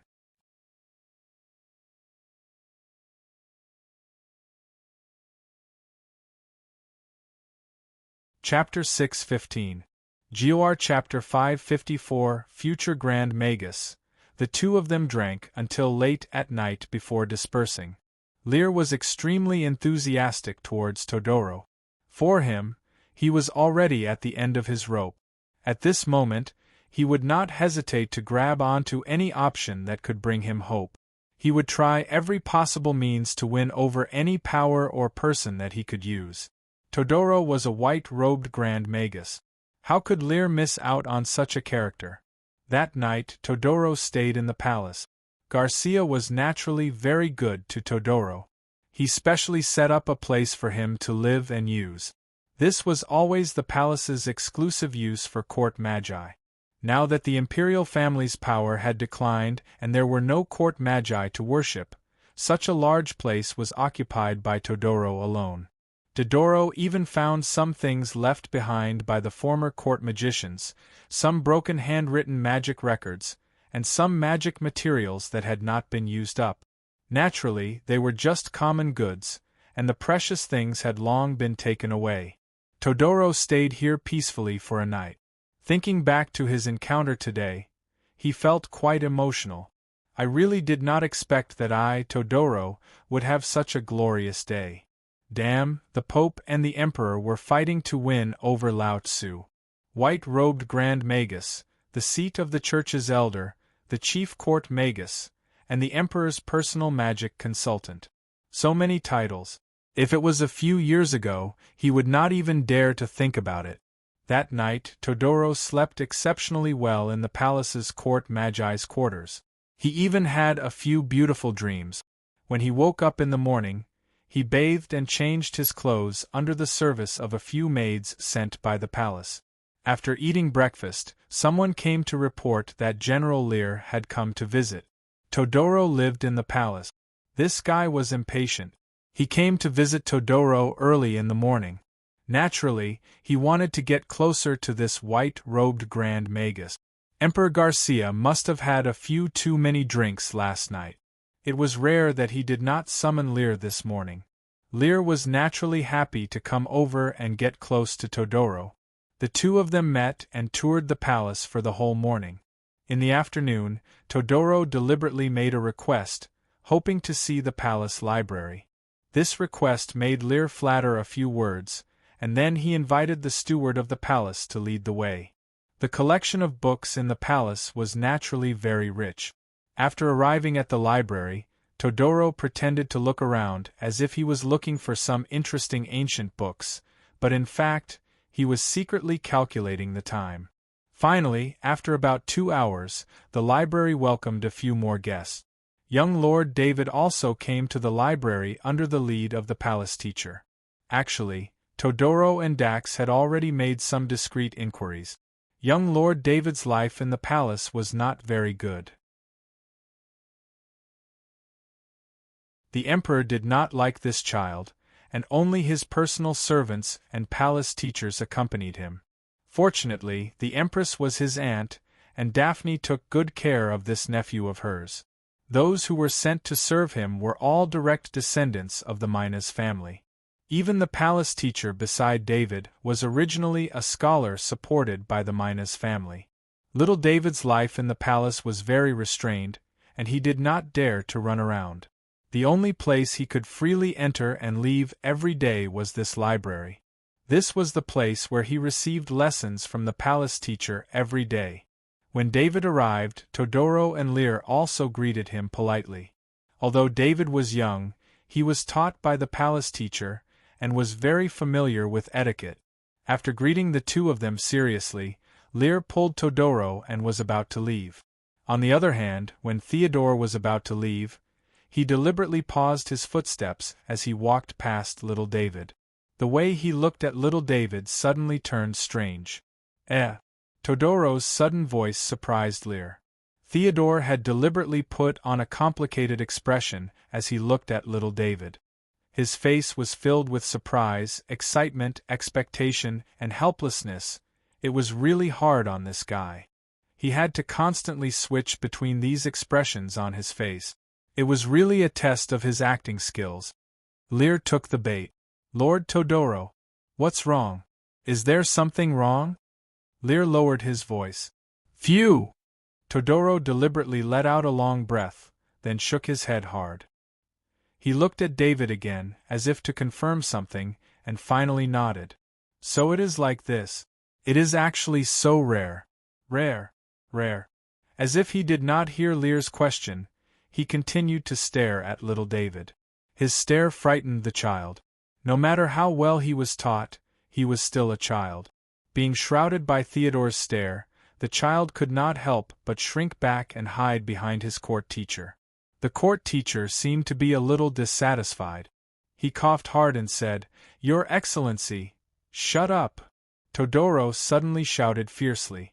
He did not need to be polite to this court teacher. Magicians were originally a noble and proud group. Why would they care about ordinary people? What's more, he was now the chief magician of the palace. A lowly court teacher was just a servant to him. The court teacher was stunned. Theodore, on the other hand, quickly put on a smiling face. He walked up to little David and bent down. With a face full of smiles, he tried to speak in a gentle tone. "Child, how old are you these years?" 5 years old. But in 20 days it will be my 6th birthday. Despite his fear, David tried to answer in a calm voice. "Oh, that's wonderful! How young!" Todoro purposely muttered loudly, then smiled in a softer voice. "So, child, are you interested in magic?" David did not know how to answer. For a child less than 6 years old, it seemed that it was difficult for him to understand what magic was. Duoluo raised his hand in an ostentatious manner. Then, with a wave of his sleeve, a clump of flames appeared on his palm. With a flick of his wrist, the flame quickly turned into sparks and dissipated with a bang. For a child, this was still very attractive. David's eyes widened. "This is magic. Do you like it?" Todoro's face was full of temptation. "If you like it, I can teach you. But first, you have to acknowledge me as your teacher." "Bo." David was about to call out to his teacher, but he remembered the education he had received, so he hesitated for a moment before saying, "That. I already have a teacher." As he spoke, he tugged at the sleeves of the royal teacher beside him. "Him." Todoro's face immediately showed an arrogant expression. "How can an ordinary person be qualified to be your teacher? He's just a layman who learned some common knowledge." The court teacher immediately showed anger. Although he did not have a high status, he was still a member of the Mina's family. In the palace, no one dared to provoke him. Moreover, to be sent by the Mina's family to be David's teacher, he was naturally a very knowledgeable scholar. "What, are you not satisfied?" Todoro sneered. "You're just a bookworm. Perhaps you've forgotten how to behave in front of a magician. You think you're worthy of being his teacher? What a joke." After saying that, Theodore ignored Theodore's trembling appearance and coldly said, "From this moment onwards, you are no longer his teacher. You can leave the imperial palace. If I see you here again in the future." After saying that, Theodore deliberately paused for a moment. Then, using a casual tone, he coldly said, "I will kill you." Kill. The court teacher was about to show some anger, but he was suddenly shocked by the coldness in Todoro's voice. He immediately realized that he was facing a court magician. To a mage, killing a person was as easy as stepping on an ant. Even if he killed him, no one would cry out for him. Being arrogant in front of a magician was indeed a stupid thing to do. Seeing that the guy was shrinking his head and not daring to speak, Todoro turned his head and looked at David. Suddenly, he took out something from his sleeve. It was a small magic badge. The silver badge symbolized his identity as a white-robed magician. "I'll give this to you first." Todoro did not say anything and handed the badge to David. He smiled and said, "Tomorrow morning, take this badge and meet me in my room. I've set up a magic formation there. Outsiders can't enter. Take this badge and you'll naturally be able to meet me." At this point, Todoro deliberately sighed, as if talking to himself. "Meeting you, I really don't know if it's your luck or mine." Sigh. After saying those words, Theodore left with a rueful expression on his face. Lear was stunned for a moment, then hurriedly chased after him. The two of them walked for a while before Theodore noticed Lear's hesitant expression. Then, he smiled and said, "General Lear, are you curious about what I just did? Lord Todoro, you actually gave your white-robed magician badge to that child. What's the big deal about a badge?" Todoro deliberately showed a look of disdain. "I actually met such a good talent. This is simply a once-in-a-lifetime opportunity. Sigh, this kind of talent is simply something I've never seen before in my life." Heavens, talent? Lear had already vaguely guessed it, but he still tried to verify it. "Yes, talent." Todoro stopped and looked at Lear. He slowly said, "I won't hide it from you, my friend. This little David has an outstanding talent for magic. This kind of talent is something I've never seen before in my life." Talent for magic. Lear carefully thought about the meaning of this word, and suddenly said, "Very strong talent." "His talent, you can see it at a glance?" "Don't forget, I'm a magician. Magicians naturally have their own ways." Todoro smiled. "Then, his talent. How strong is it? Compared to you? Compared to me?" Todoro smiled, but shook his head with a sigh. "If I had this kind of talent, I'm afraid my achievements would not be limited to this." So strong. Listening to Todoro's words, this little David's talent for magic was actually stronger than his? He was a white-robed magician. A white-robed magician in his 30s, only one level away from becoming a magus. To reach this level in his 30s, his talent was naturally recognized as powerful. But little David was stronger than him? "You don't believe me?" Todoro deliberately laughed. "If this child is left to me to train, at most 30 years later, when he's my age, our Byzantine Empire will have a new Grand Magus." Sigh. With such a strong talent, this kind of result is almost certain.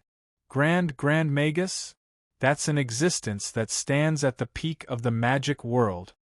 Little David, Lear's face was full of shock, but Todoro had already laughed, turned and left, and went back to his residence.